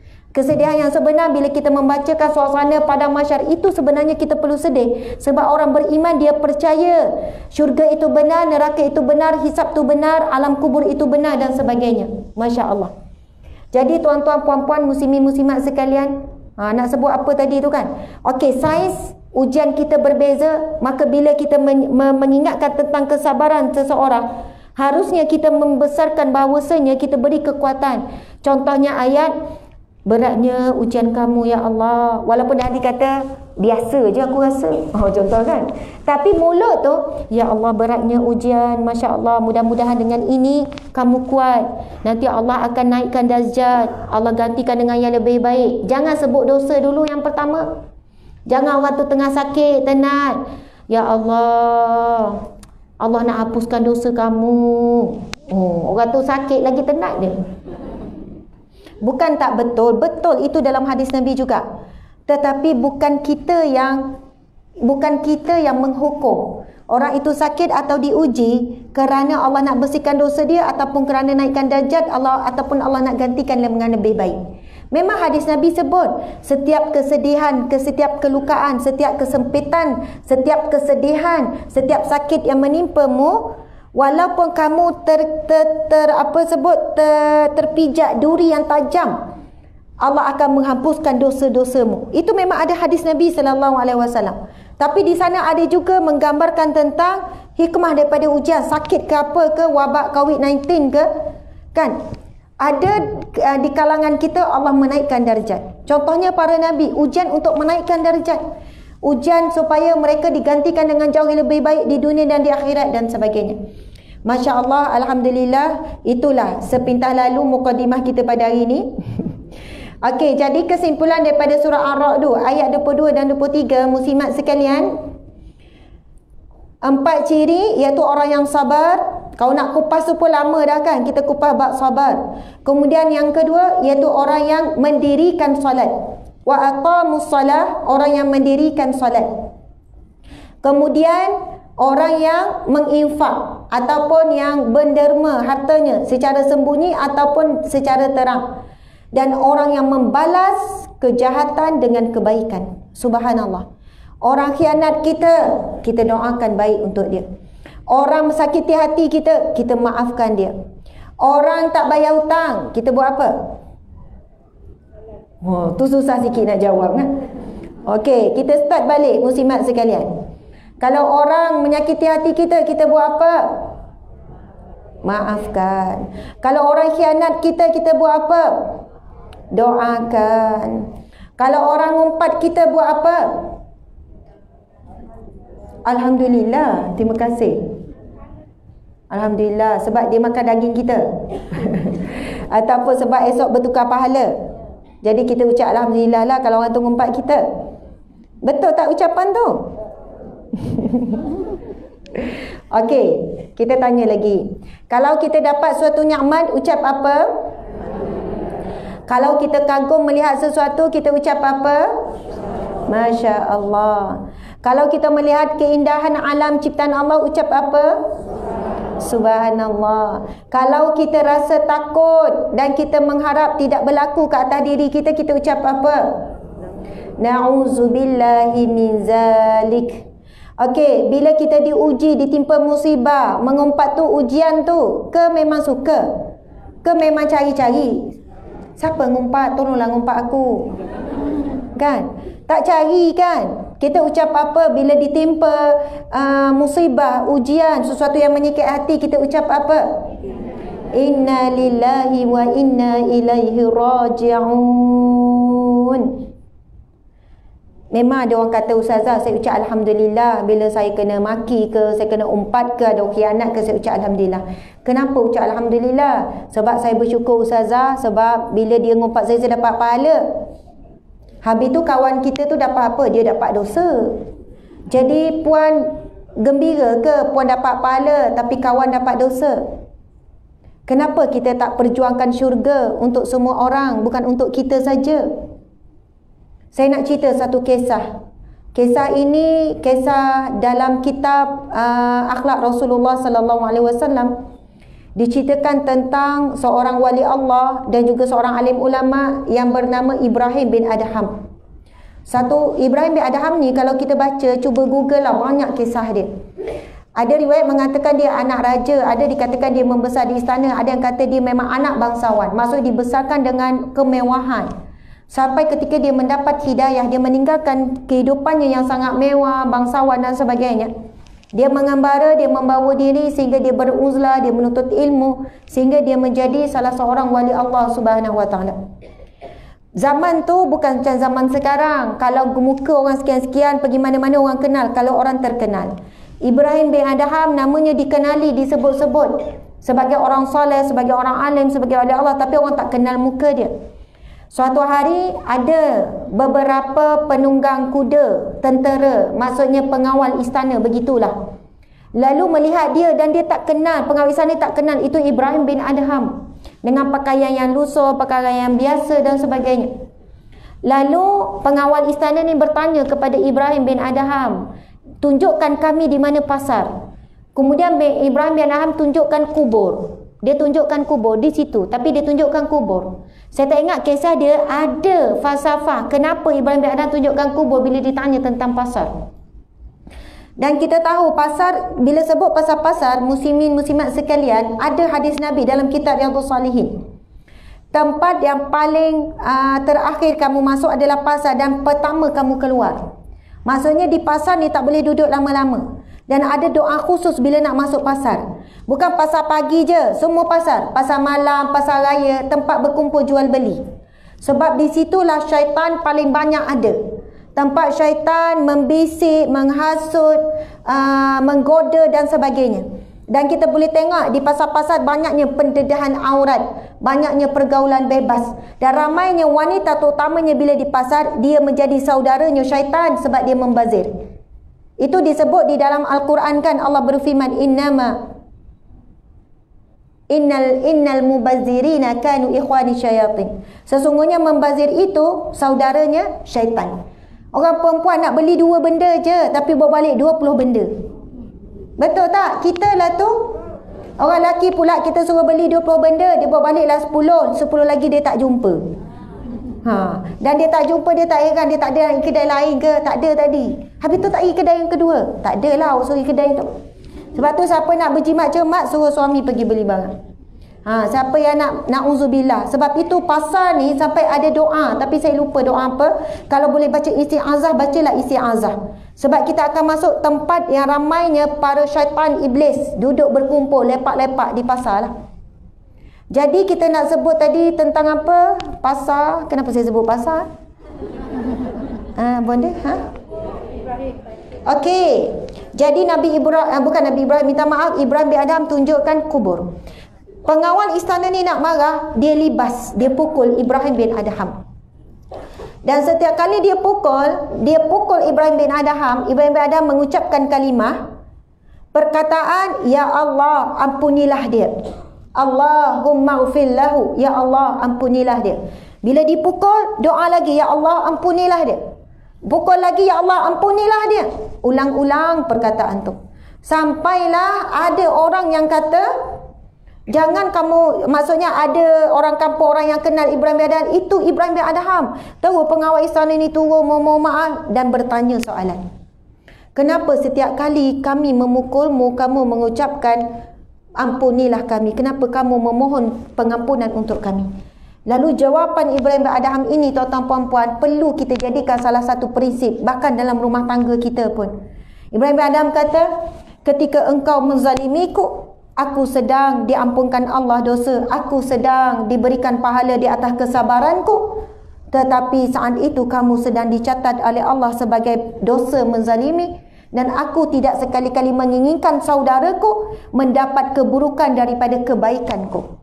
Maksudnya, ini bukan hanya kata-kata kata-kata Ibrahim bin Adham, bahkan sahabat-sahabat Nabi yang terdekat. Sahabat-sahabat Nabi bila dengar ada orang mengumpat, mengeji, menghinanya, sahabat Nabi terus akan berdoa, Ya Allah, ampunilah aku sekiranya apa yang mereka katakan itu benar, dan ampunilah mereka, Ya Allah, sekiranya apa yang mereka katakan itu tidak benar. Masya Allah. Maksudnya seorang mukmin, orang yang beriman, orang yang soleh, orang baik. Kita kan nak jadi orang baik, orang soleh. Ciri-ciri ahli syurga tadi, sentiasa buat kebaikan. Ciri-ciri orang yang baik, dia tidak suka bila dia dapat pahala, dalam masa yang sama saudaranya dapat dosa. Contoh ayat yang selalu orang kita guna, tak apalah, maafkanlah dia tu, kau lupakan je lah, biar Allah balasnya di akhirat kelak. Ayat tu bunyi solehah dah di awal tu kan. Tak apalah, biarlah, kau tak payah balas, berdendam ni tak baik, serah pada Allah lah, nanti Allah balaslah di akhirat, setimpal. Awal tu nampak solehah, hujung tu ada dendam. Ada dendam. Dendam yang nak dilunaskan di akhirat kelak. Na'udzubillah min zalik. Muslimin muslimat sekalian, orang buat baik kita balas baik, itu lumrah.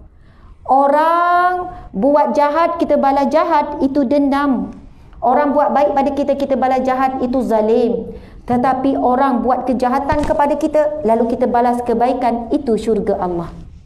Sehingga kan diberikan dalam firman Allah ni, yang menolak kejahatan dengan kebaikan, tuan-tuan puan-puan sekalian, sampai Allah beri kurniaan syurga, masuk syurga sekeluarga.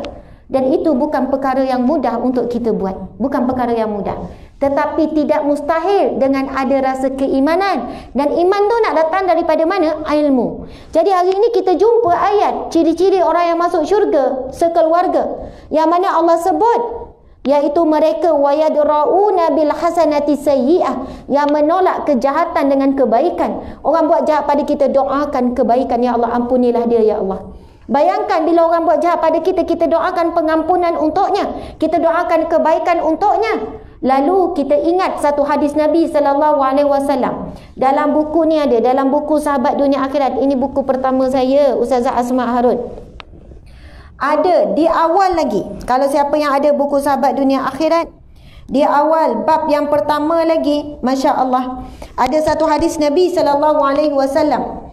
Bismillahirrahmanirrahim. Da'watul mar'il muslimi li akhihi bi zahril ghaibi mustajabatun 'inda ra'sihi malakun muwakkalun. Kullama da'a li akhihi bi khairin qala al malakul muwakkalu bihi amin walaka bimislim. Sadaqa Rasulullah sallallahu alaihi wasallam, hadis riwayat Muslim, hadis yang sahih. Yang bermaksud doa seorang muslim untuk saudaranya yang dilakukan tanpa pengetahuan orang yang didoakannya adalah doa yang akan dimakbulkan Allah. Kalau siapa yang nak doanya makbul, doalah kepada orang lain, suami ke, isteri ke, anak ke, menantu ke, cucu ke, kawan-kawan ke, musuh ke, kawan ke, lawan ke, secara sembunyi. Yang mana Nabi sambung lagi, pada kepalanya ada malaikat yang menjadi wakil baginya. Setiap kali dia mendoakan kebaikan untuk saudaranya, maka malaikat tersebut berkata amin, dan engkau pun mendapatkan apa yang dia dapatkan. Hadis riwayat Muslim. Subhanallah. Siapa yang nak doanya makbul, kedua doanya akan diaminkan oleh malaikat. Ketiga, dia akan didoakan oleh para malaikat, iaitu mendoakan secara sembunyi. Subhanallah. Sebab itu bila kita berhadapan dengan orang yang menyakiti hati kita, sama ada dengan perbuatan, dengan kata-kata, dengan tindakan, daripada suami ke, daripada isteri ke, daripada anak ke, menantu ke, daripada adik-beradik ke, kita terus kena set dalam minda kita, muslimin muslimat sekalian, Allah sedang membuka peluangku untuk menjadi ahli syurga sekeluarga, iaitu menolak kejahatan dengan kebaikan. Lalu kita pun doakan, ya Allah berikanlah kemurahan rezeki untuknya. Sebab orang tu baru beli kita baru beli sofa baru. Lepas tu dia datang, lepas tu dia kata, oh sofa baru, sofa lama mana? Ada letak dalam bilik. Membazirnya, kalau saya ada duit saya sedekah. Adakah ada orang macam tu? Kan ada orang macam tu kan, datang membazirnya. Kalau saya lah bab-bab sofa ni tak penting, lebih baik sedekah. Kita pun terasa, terasa seolahnya dia tu peli kita lah kan. Seolahnya sekian-sekian. Bahaya juga kadang-kadang kita ni kan, takut orang tu benar-benar ikhlas nak tegur, wallahualam, kita pun kata sentap. Sentap, Masya Allah. Lalu kalau kita terasa hati, tak perlulah kita nak balas. Mungkin orang tu bercakap kerana iri hati dia, kita dapat sofa baru. Tu baru sofa baru, belum kereta baru kan. Subhanallah. Jadi bila kita terasa tu kan, kalau nak balas, puaskan hati. Kemudian terus terlintas, tak sebut pada lidah pun tak apa. Dalam hati, ya Allah murahkanlah rezekinya, ya Allah, ya Allah jadikanlah lidah dia lidah yang baik, ya Allah. Tuan-tuan, puan-puan, kita tak tahu doa secara sembunyi itu, kita dapat doa tu makbul, kedua doa tu kembali kepada kita semula, dan kita dapat doa daripada para malaikat. Dan kalau orang itu berubah asbab kita, kita dapat pahala berterusan selama mana dia berubah. Orang tu tak tahu dia berubah sebab apa, rupanya doa sembunyi daripada kita. Masya Allah, Allahu Akbar. Dan teruji doa sembunyi ni, tuan-tuan puan-puan, isteri kan doakan untuk suami, bang saya doakan awak bang, dah tak sembunyi dah. Faham tak maksud saya? Kadang-kadang kita doakan suami, doakan anak, ada ketikanya kalau nak betul makbul, sembunyikan. Walaupun rasa nak cakap tu kan, dekat anak saudara tu, mak ngah lah, mak ngah hari tu depan Kaabah doakan kamu dapat serai A tu, kau dapat serai A tu. Contoh anak tu betul dapat serai A, rasa nak cakap je kan. Masya Allah. Tapi dengan doa tersebut kembali pada kita, mungkin anak kita ataupun cucu kita esok cemerlang, akan kembali semula. Jangan bimbang. Sebab itu nak menahan doa secara sembunyi ni, kita akan teruji sampai ketika rasa nak cakap, rasa nak sebut. Masya Allah. Jadi ada doa yang kita cakap, ada doa yang kita sembunyikan. Masya Allah. Jadi itulah muslimin muslimat sekalian, firman Allah tentang masuk syurga sekeluarga. Sekarang kita nak buka buku kita. Tinggal berapa masa lagi? Berapa minit lagi? Dah nak habis kan? Sekarang pukul berapa ya? Bismillah. 10.53. Okey, sepatutnya sejam setengah. Sepatutnya habis pukul 11. Jadi sekarang 10.53. Jadi 7 minit lagi ya kita habiskan. InsyaAllah boleh. Nanti kita tengok berapa minit. 7 minit ustazah tu kan, tak boleh percaya sangat. Alhamdulillah, insyaAllah tak lebih lah. Sebab kita ada urusan lain. Dan muslimat sekalian pun nak balik masak kan. Ke dah masak? Dah masak dah. Ui, bagusnya wanita solehah. Beli ya kan? Pun boleh lah ajar, tak ada masalah. Masya Allah. Ni kita nak tengokkan sikit sahabat-sahabat. Kita ada lebih kurang 2,000. Terima kasih sahabat-sahabat yang sertai perkongsian kita pada pagi ini. Dan kita nak tunjuk sikit apa ni, sahabat-sahabat kita orang Kuantan, Pahang ni, Masya Allah. Ni babai-babai. Gitu, Masya Allah. Kasih jealous sama dia orang. Sebab ramai sebenarnya yang kita nak jumpa, rindu dan sebagainya. Alhamdulillah, insya-Allah satu-satu negeri kita pergi nanti setelah selesai kan wabak ni, insya-Allah. Okey, sekarang kita nak buka buku kita, cuba belek. Sekarang kita nak masuk bab asam garam rumah tangga. Rasulullah sallallahu alaihi wasallam. Okey. Cuba tengok tajuk-tajuk besar. Pada muka surat Wi tu. Wi tu Roman. Wi tu kan. Kandungan. Muslimat cuba tengok bab 1, bab romantik. Dan tajuk besar dia adalah suasana romantik Rasul di rumah. Jumpa tak kandungan? Ke pergi belakang sekali dah? Ke habis dah baca? Okey, lepas tu fasal yang kedua, bab bersembang. Sunnah Nabi suka bersembang dengan isteri. Yang ni memang orang lelaki kena baca. Sebab orang lelaki dia tak sembang dengan orang rumah. Dia sembang dengan suami orang lain. Faham kan, suami orang lain? Dengan kawan lelaki dia kuat sembang. Tapi dengan pasangan dia kurang sikit. Tapi Rasul tunjukkan sunnah Rasulullah. Antaranya nanti kita tengok. Kita ambil sikit-sikit. Okey, lepas tu fasal ketiga, berkenaan dengan cinta. Kemudian fasa keempat, malam-malam. Kemudian fasa yang kelima, bab mandi. Kemudian fasa yang keenam, bab bersosial, beriadah dan sebagainya. Kemudian masuk bab yang kedua, bab nikah. Khadijah isteri pertama. Kemudian isteri yang kedua iaitu Saudah pengganti Khadijah. Kemudian Rasul kahwin selepas Khadijah, Rasul nikah dengan siapa? Saudah dulu, barulah Aisyah. Kemudian yang ketiga, Aisyah paling dicintai. Kemudian tentang Hafsah, nikah berkat seorang ayah. Ini pun seronok kisah Hafsah ni. Hafsah ni anak siapa? Hafsah ni anak Saidina Abu Bakar pula. Aisyah anak Saidina Abu Bakar. Hafsah anak Saidina Umar. Masya Allah. Bila dah sebut tu kena cerita jugalah. Takut tak sempat baca. Saidina Umar ni ada seorang anak namanya Hafsah. Ketika dia nak cari menantu untuk Hafsah, Saidina Umar pergi jumpa beberapa orang sahabat Nabi. Pergi jumpa Abu Bakar, pergi jumpa Uthman, pergi jumpa beberapa orang sahabat Nabi. Semua sahabat Nabi diam, tak bagi jawapan. Sampai Saidina Umar kecil hati. Terasa hati, kenapalah kawan-kawan tak nak terima anak aku ni. Tak sudi ni menerima Hafsah ni. Sampai Umar merajuk. Sampai Umar kecil hati. Saidina Umar yang garang, yang tegas tu boleh kecil hati. Kan? Hati tisu juga. Kan? Ada keadaannya. Sedih kawan-kawan tak respon ni bila ditawarkan anaknya Hafsah. Sampailah satu ketika Rasul meminang Hafsah. Subhanallah. Masa tu barulah Abu Bakar dengan Umar ni, bukan Abu Bakar dengan Uthman ni, barulah berterus terang kepada Saidina Umar, wahai Umar, sebenarnya kami telah mendengar Nabi menyebut nama anakmu Hafsah, tapi kami tak mahu bocor rahsia. Yang mana Rasul telah sebut-sebut nama Hafsah. Jadi kami tak nak bocor rahsia sebenarnya. Rasul dah berhajatkan Hafsah. Barulah Saidina Umar tak merajuk dengan kawan-kawan dia. Ada cerita kawan-kawan kan? Kawan-kawan, Masya Allah.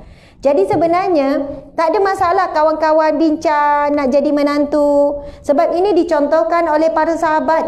Anak-anak mereka tu untuk menguatkan persahabatan. Tapi ada orang kata janganlah buat menantu kawan baik, nanti bergaduh. Bila jadi besan takut bergaduh. Tapi saya jumpa ada yang subhanallah makin rapat. Kawan baik, anak pula sama-sama jadi anak menantu. Dia mencontohi akhlak para sahabat Nabi sallallahu alaihi wasallam. Masya-Allah. Okey, antaranya lagi selepas Aisyah, Hafsah. Berkat ayah tu beria nak cari menantu terbaik ni.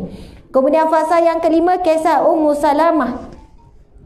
Ummu Salamah saingannya Aisyah. Ummu Salamah, Masya Allah, muslimin-muslimat sekalian. Kenapa cerita Ummu Salamah banyak? Antara yang paling panjang, lagi banyak daripada cerita Aisyah. Setelah bernikah, Aisyah sangat cemburu kepada Ummu Salamah. Sampai ketika Sayyidatina Aisyah pergi mengintai Ummu Salamah. Pergi mengintip. Sebab dikatakan Ummu Salamah seorang wanita yang sangat cantik dan jelita. Dan kita tahu dia janda. Janda anak 4 Ummu Salamah. Ada yang kata janda anak 2. Begitulah. Bekas suaminya adalah Abu Salamah. Sehinggalah bila Aisyah pergi mengintip, pergi intai-intai tengok macam mana muka Ummu Salamah ni. Bila dia balik, dia pergi cari rakan membawang dia. Siapa rakan membawang Aisyah? Rakan membawang Aisyah adalah Hafsah. Yang paling kamcing apa-apa, dia orang buat ona ke, buat perangai ke, itulah rakan perancangan mereka. Mesti Aisyah dengan Hafsah. Sama-sama anak best friend Nabi, BFF forever, best friend forever Nabi. Siapa? Seorang anak Abu Bakar, seorang anak Sayyidina Umar. Elok dua orang tu. Kan Hafsah dengan Aisyah selalu berpakat. Sebab tu banyak kisah cerita kalau kita baca, kita akan jumpa Aisyah cari Hafsah, Hafsah cari Aisyah. Kan? Sampai Aisyah cari Hafsah, lalu bercerita, "Wahai Hafsah, aku dah tengok dah bagaimana rupa Ummu Salamah. Bahkan Ummu Salamah lebih cantik daripada yang diceritakan orang. Lebih cantik daripada apa yang aku gambarkan. Lebih cantik daripada cerita-cerita orang. Bila tengok depan lagi cantik." Macam itulah Aisyah ni pergi cerita dekat Hafsah. Tapi Hafsah ni bijak. Hafsah ni pun kata, "Aisyah, sebab itu ini bukan membawang yang dapat dosa, ini membawang solehah namanya." Kan kalau membawang betul-betul kupas bawang kan boleh masak dapat pahala tak? Kan itu membawang solehah. Potong bawang, masak, hidang suami, itu membawang solehah. Jadi membawang ni membawang solehah. Hafsah ni seorang wanita yang solehah dan beriman. Dia tahu Aisyah sedang cemburu. Ketika ini Rasulullah bernikah dengan Ummu Salamah. Rasulullah sedang berada di rumah Ummu Salamah. Hafsah cemburu. Masya Allah. Lalu sweet sangat, kawan baik yang sangat baik. Lalu Hafsah pun kata kepada Aisyah, "Wahai Aisyah, sebenarnya Ummu Salamah tu biasa saja sebab kamu cemburu. Sebab itu kamu rasa begitu. Sebenarnya Hafsah, Ummu Salamah tu wanita memang cantik, tapi kecantikan dia bukanlah luar biasa seperti yang kamu katakan." Kemudian Hafsah pun pergi ngintai juga Ummu Salamah. Lepas tu Hafsah pun pergi juga tengok kan, intik-intik macam mana Ummu Salamah tu. Bila balik, Hafsah pun tenangkan Aisyah. "Aisyah, aku dah pergi tengok Ummu Salamah tu macam mana. Benar, sebab kamu cemburu. Dia sebenarnya biasa saja. Memang cantik tapi bukanlah seperti mana yang kamu gambarkan." Aisyah pun rasa reda. Maksudnya bijak. Bukanlah Hafsah ni dia menambah-nambah lagi, memang betul lah, lagi cantik daripada engkau. Tu lagi geram kan. Jadi seorang sahabat yang baik, walaupun Ummu Salamah memang wanita yang cantik. Masya Allah, Allahu Akbar. Kisah tu ada dalam kisah ni, dalam buku ni. Sebab itu saya kata muslimat akan baca dan rasa gembira bila seronok membaca kisah real. Dan Rasulullah SAW tidak pernah pun marah isteri cemburu. Rasulullah adalah seorang lelaki, seorang suami yang meraihkan sifat cemburu seorang isteri. Dan kita akan dapati beberapa kisah yang kecemburuan yang agak melampau sikit, tapi Rasulullah tidak pun mengatakan berdosa kamu buat, tak. Rasulullah cuba menguruskan cemburu isteri dengan keimanan, dengan baik. Masya Allah. Ini menunjukkan sifat Rasulullah yang menghargai fitrah wanita, bukan membuang fitrah wanita. Kamu ni kalau redha mana cemburu. Sebab itu hari ini kita lihat ramai lelaki yang nak mengikut sunnah Nabi dalam berpoligami, tetapi tidak mengikut sunnah Nabi dalam menguruskan poligami. Bahkan duduk memaksa isteri ni supaya hilangkan cemburu. Tidak meraihkan bila isteri menunjukkan kecemburuan. Bahkan ada isteri Nabi yang kunci pintu. Kunci pintu, nanti kita akan jumpa. Ini daripada riwayat-riwayat yang sahih. Bagaimana ada seorang isteri Nabi yang cemburu bila dia kunci pintu, tak bagi Rasulullah masuk. Sampai Rasulullah kata, buka pintu ini untuk aku. Senyap tak buka pintu. Sampailah, buka pintu ini untuk aku. Sampai isteri itu jawab, engkau pergi bertemu dengan isteri lain pada waktu giliranku. Rupanya dia mengajuk, dia menyangkakan Rasulullah pergi jumpa isteri yang lain pada malam gilirannya. Lalu Rasulullah pun menjawab, tidak, sesungguhnya aku pergi menunaikan hajat. Rupanya Rasulullah pergi qada hajat, Rasulullah pergi buang najis. Tapi isteri ni kan cemburu, dia ingat Rasulullah pergi jumpa isteri yang lain. Sampai siap kunci pintu. Dan Rasulullah raikan. Rasul tak kata kamu ni telah menyakiti seorang Nabi ke, kamu ni telah membuatkan seorang kekasih Allah. Tidak, Rasul tidak menggunakan kedudukannya. Rasul meraihkan cemburu wanita, cemburuan seorang isteri. Tak kiralah poligami ke tak poligami, wanita memang ada sifat cemburu. Betul kan? Subhanallah, Allahu Akbar. Masya Allah. Okey, cuba kita tengok lagi. Aisyah paling dicintai, nikah berkah Salamah saingan Aisyah, mahar Juwairiyah paling mahal. Nanti tengok kisah Juwairiyah ni siapa, kenapa maharnya paling mahal. Zainab binti Jahsy dinikahkan oleh Allah. Subhanallah. Zainab binti Khuzaimah paling singkat, paling sekejap Rasul nikah. Perkahwinan maksudnya paling singkat, paling cepat. Paling sekejap. Okey, nanti boleh baca. Perkahwinan diraja Ummu Habibah. Kemudian datangnya ujian bertimpa-timpa, majlis pernikahan bertaraf raja. Siapa? Ummu Habibah. Sampai pernikahan bertaraf raja. Kemudian fasa yang ke-10 Safiyah, isteri yang tersendiri. Subhanallah. Lepas tu pernikahan Maimunah paling popular. Okey. Kemudian bab yang ketiga berkenaan dengan ilmu, ibadah dan perjuangan. Subhanallah, bismillah. Kemudian masuk bab yang keempat, iaitu romantik terakhir. Subhanallah, romantik yang terakhir. Banyak kisah. Sampailah kita akan jumpa 167 kisah Rasulullah dengan keluarga Nabi berkenaan dengan dalam lingkungan bab-bab romantik Rasulullah sallallahu alaihi wasallam. Masya-Allah. Belum baca lagi dah rasa seronok, betul tak? Kalau kita baca ni, muslimat sekalian, memang tak baliklah kita ni. Kan, lepas solat sambung, lepas solat sambung. Jadi kita akan petik beberapa kisah saja. Sekarang cuba kita tengok. Pada muka surat seterusnya, ini muslimat, sahabat-sahabat yang di live mungkin tanya, Ustazah baca buku apa? Asam Garam Rumah Tangga Nabi sallallahu alaihi wasallam yang warna merah. Dia ada 3 buah. Jadi kalau sahabat-sahabat yang di live, yang di online nak memiliki, boleh tinggalkan komen, nanti kita akan hubungi. InsyaAllah bila beli 3 ada less. Dia sebenarnya ada lagi bukunya, iaitu warna purple. Siapa yang sedang ada masalah rumah tangga apa, boleh belajar daripada buku yang warna purple ni, sebab ia bab menguruskan konflik. Kemudian ada buku yang ketiga, iaitu Meriahnya Rumah Tangga Nabi. Ini himpunan kisah Rasulullah dengan keluarga yang besar yang kita sebutkan tadi, sepupu, mertua, menantu dan sebagainya. Okey. Sekarang cuba buka muka surat awal yang ada warna pink ni, yang ada warna pink. Okey. Yang ada warna pink tu, cuba baca. Kalau daripada atas kita baca qala Allah Ta'ala. Yang bawah tu ada kan muka surat yang tulisan pink, yang ada border warna pink tu. Qala Allah Ta'ala, laqad kana lakum fi rasulillahi uswatun hasanatun liman kana yarjullaha wal yawmal akhir wa zakarallaha katsira. Sadaqallahul azim. Yang bermaksud, sesungguhnya laqad kana lakum, sesungguhnya bagi kamu, fi Rasulillah, pada diri Rasulullah itu, uswatun hasanah, contoh ikutan yang terbaik. Liman kana yarjullah, bagi mereka yang inginkan pertemuan dengan Allah, ingin bertemu dengan Allah, wal yaumal akhir, dan juga hari kiamat, wa zakarallaha katsira, dan sentiasa menyebut ataupun mengingati Allah sebanyak-banyaknya. Firman Allah ni menggambarkan ciri-ciri orang yang bila bertemu dengan Allah, gembira bertemu dengan Allah, mati bukan dalam keadaan takut, bila mati tu dalam keadaan gembira. Kita ni, muslimin, muslimat sekalian, sabar ke tak sabar nak mati? Siapa kat sini dah tak sabar dah nak mati? Angkat tangan. Siapa duk nunggu-nunggu? Sampai habis dah malam, ya Allah tak mati lagi hari ni. Sebab punyalah dia tak sabar. InsyaAllah esok kot mati. InsyaAllah lah esok. Harap-harap lah esok mati. Bila esok berlalu, tak mati lagi. Bila nak mati ni? Punya tak sabar dia nak mati tu. Adakah macam tu? Oh, tak ada. Yang adanya takut, alhamdulillah tak mati lagi hari ni.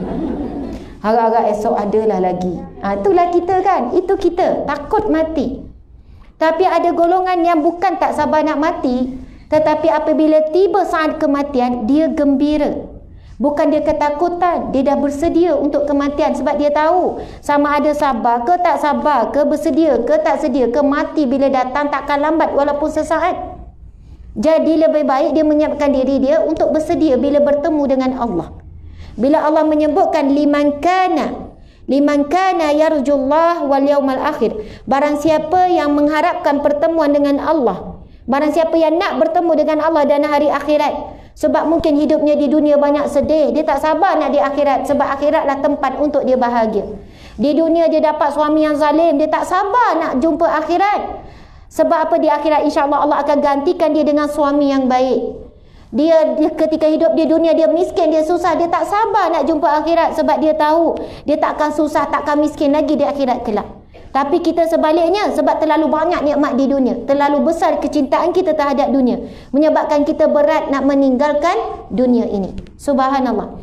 Tapi ciri-ciri orang yang suka jumpa Allah, bertemu dengan Allah, nak berpindah ke alam yang lain, dan juga orang yang banyak menyayati Allah adalah orang yang menjadikan Rasulullah sebagai uswatun hasanah, contoh tauladan yang terbaik. Masya Allah.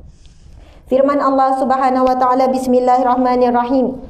Ya ayyatuhan nafsul mutmainnah, wahai jiwa-jiwa yang tenang, irji'i ila rabbiki radiyatan mardiyah, kembalilah kepada Tuhanmu dalam keadaan kamu redha dan kamu diredai oleh Allah. Fadkhuli fi ibadi wadkhuli jannati, maka masuklah di kalangan hamba-hambaku yang saleh dan masuklah ke dalam syurgaku. Itulah dia muslimin muslimat sekalian, nak dapat jiwa yang tenang. Jiwa yang tenang bukan sebab tak ada masalah, bukan sebab rumah selesa, makan cukup, tak. Ada orang cukup semua bahagian dunia tapi tidak memiliki jiwa yang tenang. Contohnya bila diuji cepat marah. Bila rasa tak puas hati terus je luah, tak ada simpan dulu untuk bahagian sabar. Bila cucu buat apa-apa terus lepas je. Bila ada je aib orang terus berkata je. Tak ada proses tahan nak dapat bahagian sabar tu. Ini jiwa orang yang tak tenang, bila diuji je tu keluar terus sifatnya yang sebenar. Subhanallah, Allahu Akbar. Tenang itu bukan saat kita tidak ada apa-apa ujian. Tenang itu, sabar itu teruji bila datangnya ujian. Bila semua okey, senyum, orang tanya, ya Allah hajar Syed senyum je. Alhamdulillah, kita ni kena sabar, barulah kita boleh senyum, boleh tenang. Ya Allah, hajar kuatnya kesabaran, sabarlah. Apa yang hajar sabar? Tak ada apa-apa, hari ni okey je.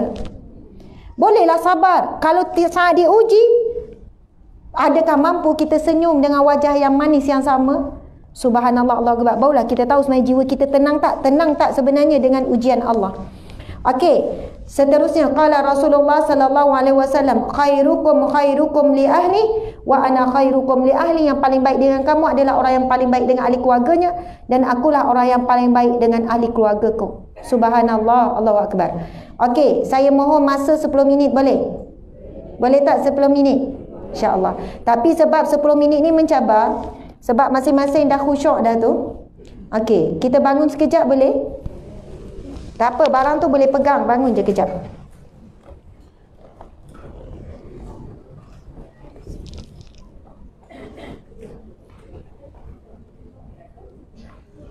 Okey, subhanallah, Allahu Akbar. Nak letak barang pun boleh, nak letak tegak pun boleh. Okey. Subhanallah, regang-regangkan sikit sebab 10 minit terakhir ni kita nak manfaatkan sungguh-sungguh supaya cergas, insya-Allah. Okey, ada notis tu. Okey. Sekarang cuba gerakkan tangan kita. Gerakkan tangan. Sebenarnya nak buat ke depan, boleh ke depan tak? Ke depan, dua-dua ke depan. Lepas tu gerakkan. Sekali cuba pejamkan mata. Semua pejamkan mata. Kemudian buat pergerakan buka tutup. Tuan-tuan, puan-puan sekalian, rasakan pergerakan tangan, kosongkan fikiran, fokus kepada pergerakan tangan sahaja.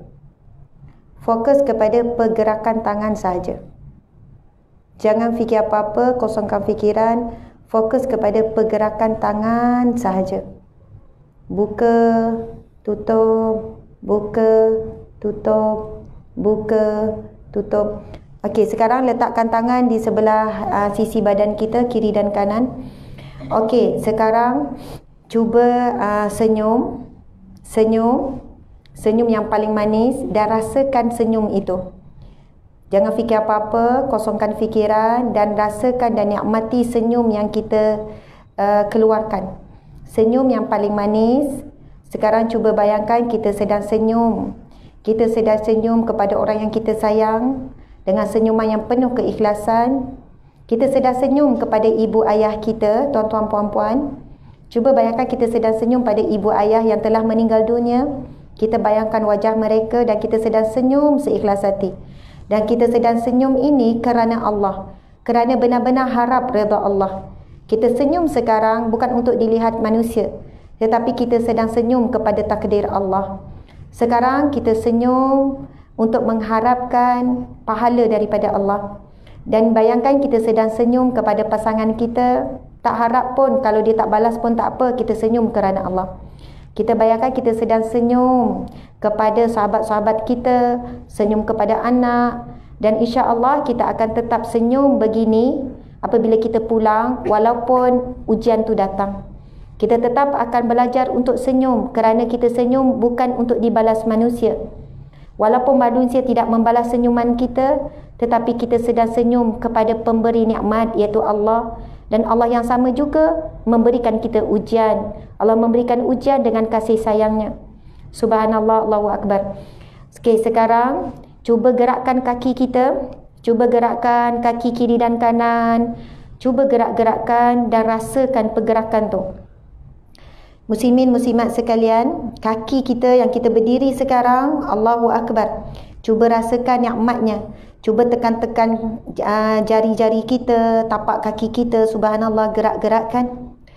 Lalu kita merasakan dalam hati kita sekarang, cuba rasakan, bawakan perasaan pada hati kita.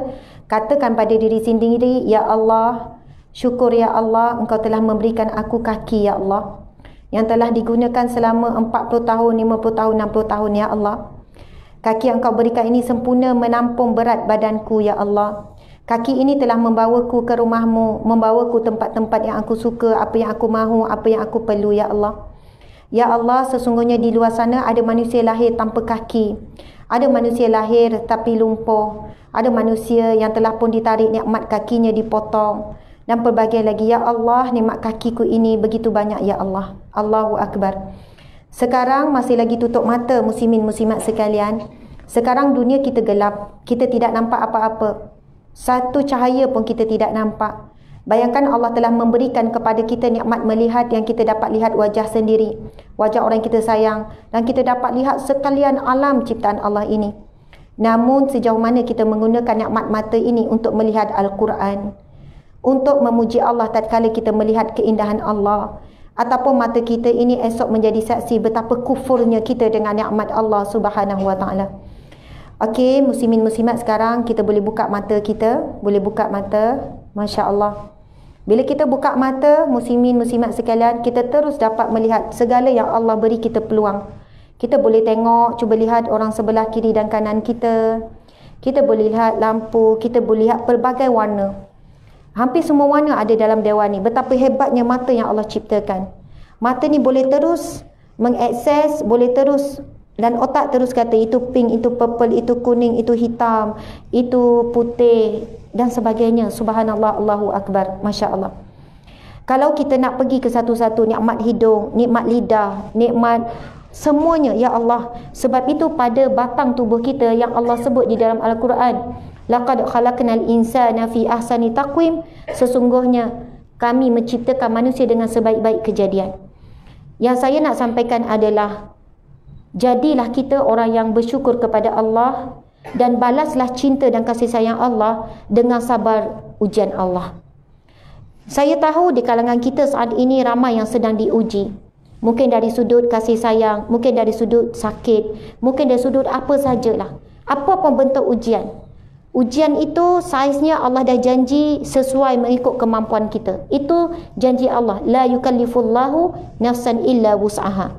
Tidak akan kami dibebankan seseorang itu melainkan kadar kemampuan. Yang tak mampu tu hawa nafsu kita. Iman kita dia tahu kita mampu. Hawa nafsu yang selalu sebut, ya Allah aku tak mampu, ya Allah berat sangat, ya Allah kenapa aku, ya Allah. Tapi hakikat sebenarnya Allah tahu kita mampu. Sebab itu bila kita diuji, kita kena membesarkan suara iman kita. Perlu beri makan kepada iman kita. Zikir, baca Quran, pergi hadir majlis ilmu. Bila suara iman kita kuat, ujian yang sama tapi rasa ringan. Ujian tak berubah tapi dah rasa ringan. Subhanallah. Kalau kita hitung nikmat Allah yang begitu banyak tadi, muslimin muslimat sekalian, sebenarnya kita sangat tidak layak untuk merungukkan ujian Allah. Apa sangat ujian Allah dibandingkan dengan nikmat Allah. Jadi insya-Allah mudah-mudahan selepas ini kita cuba berjanji, ujian apa pun datang, start daripada kita keluar dewan ni, tiba-tiba duk beratur orang pula potong lain nak ambil tanda tangan ustazah nanti contohnya. Tiba-tiba pergi apa ni, walaupun ujian tu mesti datang, akan datang. Bila kita niat nak jadi orang yang sabar, orang yang bersyukur kepada Allah, ujian tu datang terus selepas tu. Bukan pula kita takut pula, jangan takut. Memang Allah dah janji ujian itu mengikut kadar kemampuan. Bila balik rumah kita niat nak senyum je kan, kok tak bertahan, sejam je bertahan. Tiba suami tak basuh pinggan, lari dah, lupa dah janji nak senyum tu. Cuba pula janji senyum sampai tidur hari ni. Mungkin suami katanya, awak dah kenapa pelik sangat? Tak pernah pula senyum memanjang. Sedangkan Rasulullah sallallahu alaihi wasallam bersabda, jangan kamu meremehkan perbuatan berwajah yang manis senyum, sebab ia adalah ibadah. Subhanallah, Allahu akbar. Okey, insya-Allah boleh duduk. Alhamdulillah muslimin muslimat sekalian, kita nak habis. Walaupun buku ni ustazah ni kata nak tadabbur buku ni. Kan? Janganlah marah. Itu namanya kita nak pancing lah. Kita nak pujuk sebenarnya buku ni baca sendiri. Betul ke tidak? Baca sendiri. Kita dah baca isi kandungan. Okey. Kita pilih 2 kisah. Boleh 2 kisah? Marah ke? Marah ni? Tak. Masya Allah. Okey. Susah ni nak jumpa ni. Betul kan? Okey. Sekarang kalau kita tengok muka surat 9, Aisyah dan Saudah berperang makanan. Memang kelakor kan? Comel. Comel. Aisyah dan Saudah berperang makanan. Kemudian muka surat 11, Nabi bantu isteri di rumah. Ni saya tak nak baca yang tu, nanti baca sendiri. Aisyah beli alas duduk untuk Nabi. Cuba belet muka surat 14. Sekarang kita laju-laju. Nanti saya akan berhenti mana kisah yang nak dibaca. Aisyah beli alas duduk untuk Nabi. Ini menggambarkan isteri Nabi suka menghias rumah. Okey, siapa suka dekor-dekor hias rumah kat sini, angkat tangan. Angkat tinggi-tinggi lah. Angkat tinggi-tinggi. Oh, yang lain tu tak suka. Okey, bukan semestinya dekor, kemah kadang-kadang berubah, kejap sofa kat sini, kejap kat situ, kejap ni kan. Tak payah beli barang baru pun, ubah-ubah suasana rumah. Bahkan isteri Nabi ada ketikanya bila Rasulullah balik, tukar langsir ada, kan, tukar alas tempat tidur. Maksudnya itu sunnah isteri-isteri Nabi. Dan kalau kita buat, insya-Allah kita juga memiliki akhlak. Tak boleh, kita tak mampu nak sepenuhnya, dapat sikit lah. Dan siapa kat sini macam saya, bukan saya kata saya bagus ya, saya ada anak-anak kecil-kecil kan, yang paling kecil 1 tahun, ada 3 tahun, ada 6 tahun. Rumah bersepah tu normal lah, tapi bukan kotor bersepah. Kotor bersepah berbeza, betul kan? Kotor tu insya-Allah lah kita jaga, tak ada kotor tu. Tapi bersepah tu normal, mainan bersepah kan, buku bersepah kan, itu bersepah, betul kan? Bila time suami nak balik, elok, laju macam kilat, mengemas. Sebab itu saya kan mesti bagi warning dulu. Kalau nak balik, bagi tahu 10 minit lagi ke, setengah jam lagi ke, mesti kena bagi tahu, jangan balik mengejut. Lepas tu dia tanya, kenapa? Kena cakap, kena maklum kan, kena bagi signal dulu. Rupanya perbuatan ini sebenarnya sunnah Nabi SAW. Itu seronok. Nabi SAW tidak akan pulang mengejut. Rasul akan pulang pada waktu kebiasaan Nabi pulang. Kalau Nabi tak pulang pada waktu kebiasaan, Nabi akan memberi makluman terlebih dahulu, supaya isteri boleh menyiapkan dirinya kan, dan juga menyiapkan rumahnya, supaya bila balik tu dalam keadaan yang harmoni lah. Sebab itu normal. Saya sendiri, kita ada anak-anak kecil ni kan, bila tahu time suami balik anggaran 5.30 sampailah ni kan, masa tu lah setengah jam yang terakhir tu operasi. Bertempik kat budak-budak, kat anak-anak, kemas. Lepas tu dah sekejap je sebenarnya, sebab bukan kotor, bersepah sahaja. Jadi bila suami balik kemas je. Kalau suami lupa nak puji, kalau saya lah, bang tadi bersepah ni baru kemas ni, pujilah sikit. Okey, orang perempuan dia suka dihargai. Okey, tu cik suami mengintai.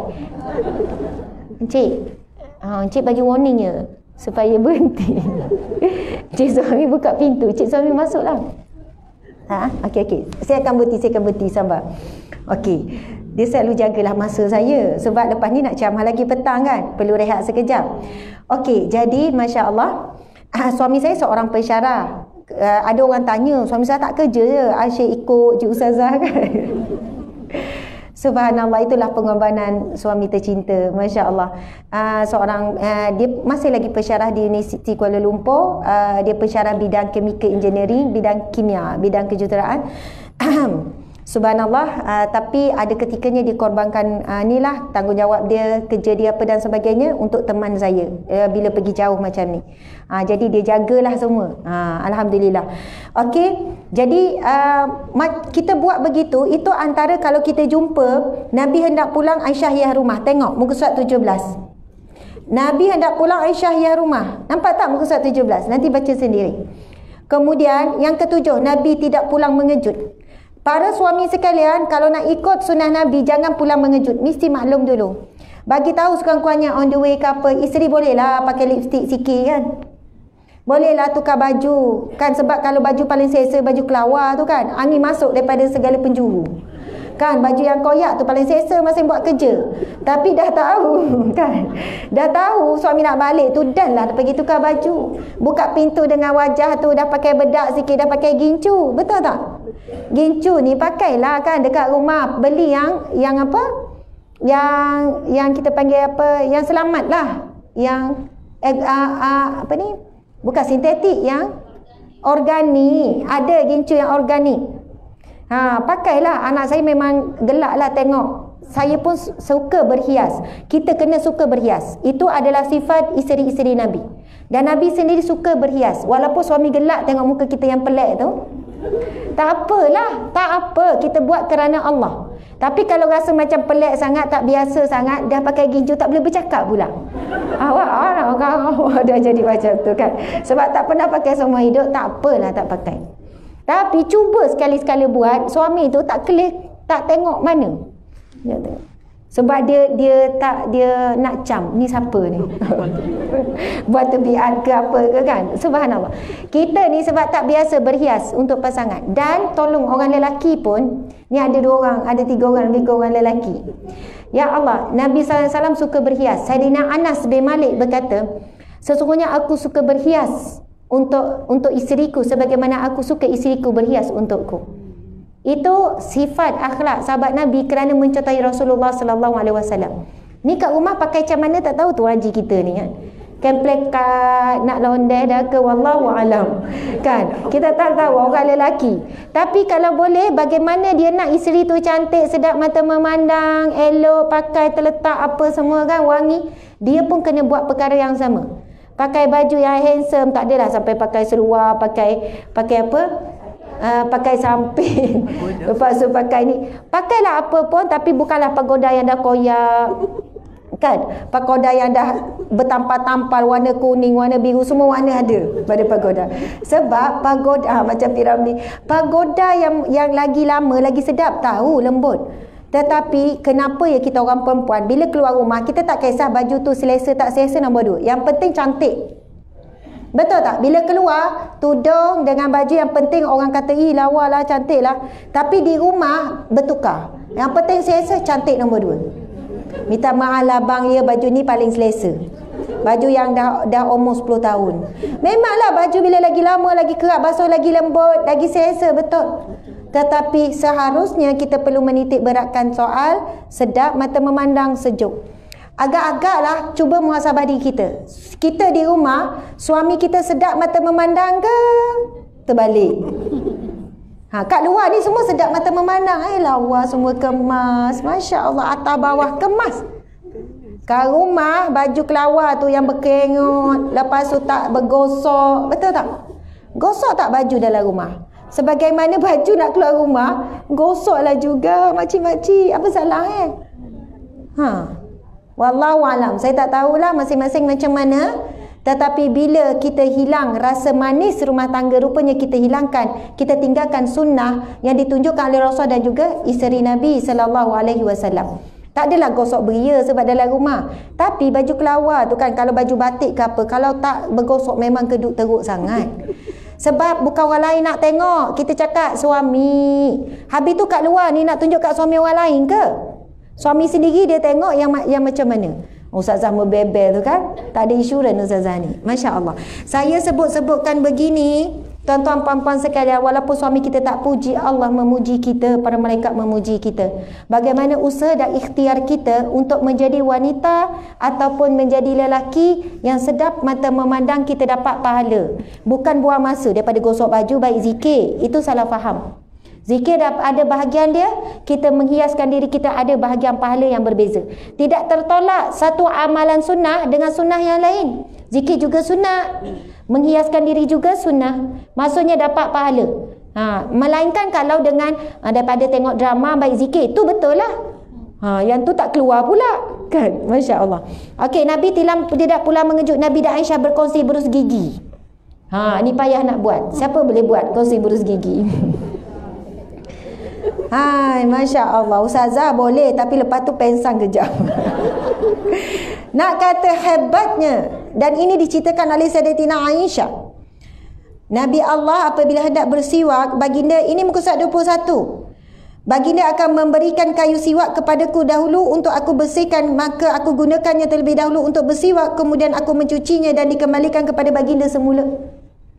Oh, tak tahulah muslimin-muslimat. Tapi kalau kita nak buat, kena buat juga cara Rasulullah. Sebab Rasulullah SAW seorang yang sangat menjaga kebersihan mulut. Sebab itu isteri tak geli nak berkongsi berus gigi. Tapi kalaulah suami pun, bila pensan alat. Sebab kesan daripada isap rokok ke kan, tak jaga. Dan Rasulullah sangat kerap bersiwak. Dan isteri Nabi kata setiap kali Nabi nak berjumpa dengan isteri, Nabi akan bersiwak.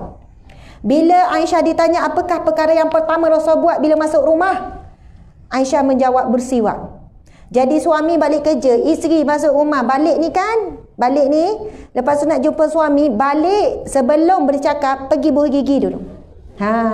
Buat bahasa isyarat lah kan, bagilah salam tu jauh. Takkanlah diam tak bagi salam. Bagi assalamualaikum bang, senyum. Lepas tu nak pergi bercakap tu, buat love dulu. Buat love. Pergi berus gigi dulu. Berus gigi. Okey bang. Okey, awak kenapa macam tu?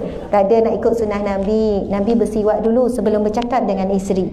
Dan perkara pertama Nabi buat bila masuk rumah adalah bersiwak. Kita nak amalkan kayu siwak mungkin tak dapat, kita boleh je guna berus gigi. Dapat tak pahala Ustazah? InsyaAllah dapat. Tapi tak sepenuhnya sama seperti guna siwak. Dan siwak kita tahu ada kelebihan yang lebih banyak. Kayu siwak itu sendiri, bila kita kunyah-kunyah, air kayu siwak itu sangat bagus untuk kesihatan. Memang kita tidak telan kayu siwak tu. Kalau hilang-hilang, sehari dah habis. Kita tak telan. Dan bila kita bersiwak, kita akan rasa air daripada kayu tu keluar, kita memang akan ludah. Jangan telan. Kalau telan dengan kotoran-kotoran gigi tu, kita telan sekali. Tetapi selepas tu macam kita guna ubat gigi, lepas tu kita rasa lagi kesan ubat gigi dan kita telan kan. Begitulah lebihan sisa-sisa air daripada kayu siwak itu sangat bagus untuk perut. Perut ini punca segala penyakit, kencing manis ke, darah tinggi ke, sakit, semua berpunca daripada perut. Sebab itu dia boleh menyembuhkan pelbagai penyakit yang datang pada perut, dan hampir semua penyakit datang daripada punca yang kita makan. Kesan daripada kita makan. Subhanallah. Kalau nak cerita tentang kelebihan siwak terlalu banyak. Di sana ada hadis-hadis Nabi sampai Nabi sebut, sekiranya tidak memberati umatku, aku ingin mewajibkan bersiwak setiap kali sebelum solat. Tapi Nabi bila waktu sunat bersiwak? Sebelum baca Quran, sebelum jumpa pasangan, bila masuk rumah, sebelum zikir. Bahkan para ulama kata bersiwak ini adalah sepanjang waktu, bukanlah sentiasa. Maksud setiap kali untuk memulakan sesuatu ataupun memulakan ibadah. Sebab itu orang yang rajin bersiwak kita akan nampak ada dalam poket dia. Tapi kena bersih lah, kena elok, janganlah nampak benda tu kotor. Masya Allah. Okey. Terakhir. Berapa kali terakhir Ustazah ni? Aisyah minta Nabi cadangan kunyah. Itu pun kunyah ni gelaran. Kita boleh minta cadangan gelaran daripada suami. Bang, awak nak panggil saya apa? Suami pun kata, saya nak panggil awak Humairah. Humairah tu masuk si merah pipi kan. Lepas tu kita pula kulit hitam manis. Awak ni peli saya ke? Jadi suami nak bagi gelaran kena sesuai lah kan. Saya nak panggil awak comel. Awak peli saya ya sebab saya sihat? Tak adalah, saya suka sebab awak sihat, awak comel. Jadi benda ni pun jadi perbincangan. Isteri Aisyah minta kunyah, gelaran yang Nabi nak bagi kepada Aisyah. Nabi pun guna panggilan singkat. Nabi panggil Aisyah dengan ya Aish. Aisyah panggil pendek Aish. Jadi tak ada masalah nak panggil panggilan singkat, tapi kalau boleh walaupun singkat ada makna. Nabi suka tanya khabar. Tengok, Nabi tanya khabar setiap hari. Balik ni, okey, itu saja cerita yang kita akan baca. Nanti baca sini dekat rumah. Balik ni jumpa suami, Assalamualaikum bang, awak apa khabar? Boleh tak tanya khabar suami? Suami pun terlopor. Awak dah kenapa? Tak ada apa. Awak apa khabar? Baik, alhamdulillah, subhanallah. Kenapa awak tanya saya khabar? Kan saya ada depan awak ni. Kau nampak saya sihat? Kalau orang yang tak faham, dia akan jawab, tak nampak ke sihat? Elok ni, sihat lah ni. Tetapi sunnah Nabi, Nabi tanya khabar isteri setiap hari. Awak apa khabar? Masya Allah, dapat pahala tanya khabar tu. Suami pun rasa dah pelik isteri dia ni kan. Senyum memanjang, lepas tu buh gigi masuk, lepas tu tanya khabar pula. Dia kata dah cukup, dah 3 tanda-tanda kematian. Tak pernah dia buat ni, dah 3 tanda dah ni. Terus dia mesej, anak-anak balik hujung minggu ni. Mak kau dah pelik sangat dah ni. Sebab apa muslimat sekalian? Sebab kita tidak belajar sunnah Nabi dalam rumah tangga. Sehingga bila kita nak buat pada hari ini, rasa pelik. Subhanallah, alhamdulillah, hari ini mungkin muqaddimah, permulaan. Kalau tak mampu buat kongsi buh gigi tak apa, sikat rambut. Nanti baca seterusnya akan jumpa bagaimana isteri Nabi menyikat rambut Nabi. Nabi juga menyisir, meminyakkan rambut isteri sampai macam tu sekali. Jangan tanya saya, Ustazah, suami dah tak ada rambut, baru belajar nak sikat rambut. Gosok je lah kepala suami yang licin tu, sambil berdoa, tunggu balik rambut dia. Ni dekat sini, siapa yang pernah sikat rambut? Siapa pernah sikat rambut suami dia? Ada yang kat tangan tu kan. Masya Allah, Masya Allah. Balik ni cari sikat rambut, sikat dengan kasih sayang ya. Janganlah pula potong kuku. Subhanallah, ada yang potong kuku. Okey, kita bukannya buat perkara ini sebagai memperhambakan diri kepada suami, tidak. Ada orang kata macam hamba, buat suami tu macam raja. Subhanallah, ia bukan dalam bentuk ketaatan ataupun kita memperhambakan diri pada suami, tetapi sebenarnya kita memperhambakan diri kepada Allah dan kita buat perkara yang Allah suka kita buat, iaitu mewarnai rumah tangga dengan sunnah Nabi. Kemudian kita menyuburkan cinta dalam rumah tangga dengan pasangan yang halal, dengan suami yang halal untuk kita berkasih sayang. Subhanallah, maka kita diberi pahala-pahala insya-Allah. Allahu Akbar. Dan sebagai penutup sungguh-sungguh, siapa yang tidak dapat berromantik dengan suami, jangan sedih. Ustazah ni, saya tak dapat suami macam tu. Kalau saya sikat dia tepis nanti. Ustazah ni, kalau saya kongsi gigi, suami lempar gigi tu. Bukan gigi, ibu gigi. Kan, janganlah bersedih. Ustazah dah tua dah ni, takkan nak buat benda-benda macam tu. Jawapannya ialah Nabi SAW romantik ketika usia dah tua, 53 tahun ke atas. Kisah-kisah ni Nabi dah tua sampai Nabi wafat, bukan masa Nabi muda.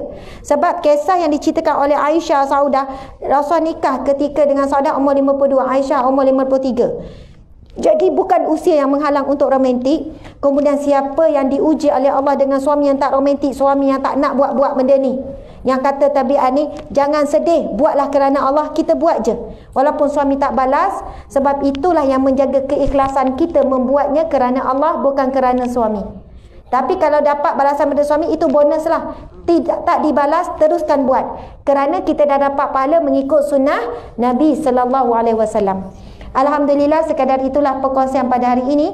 Saya mohon maaf salah dan silap. Terima kasih kepada semua. Wabillahi taufiq wal hidayah. Assalamualaikum warahmatullahi wabarakatuh. Okey, subhanallah. Terima kasih kepada sahabat-sahabat di online sudi mengikut. InsyaAllah pada petang ini ada satu lagi. Kita akan bincangkan tentang, petang ni insyaAllah kita pilih tajuk Benteng Fitnah Akhir Zaman.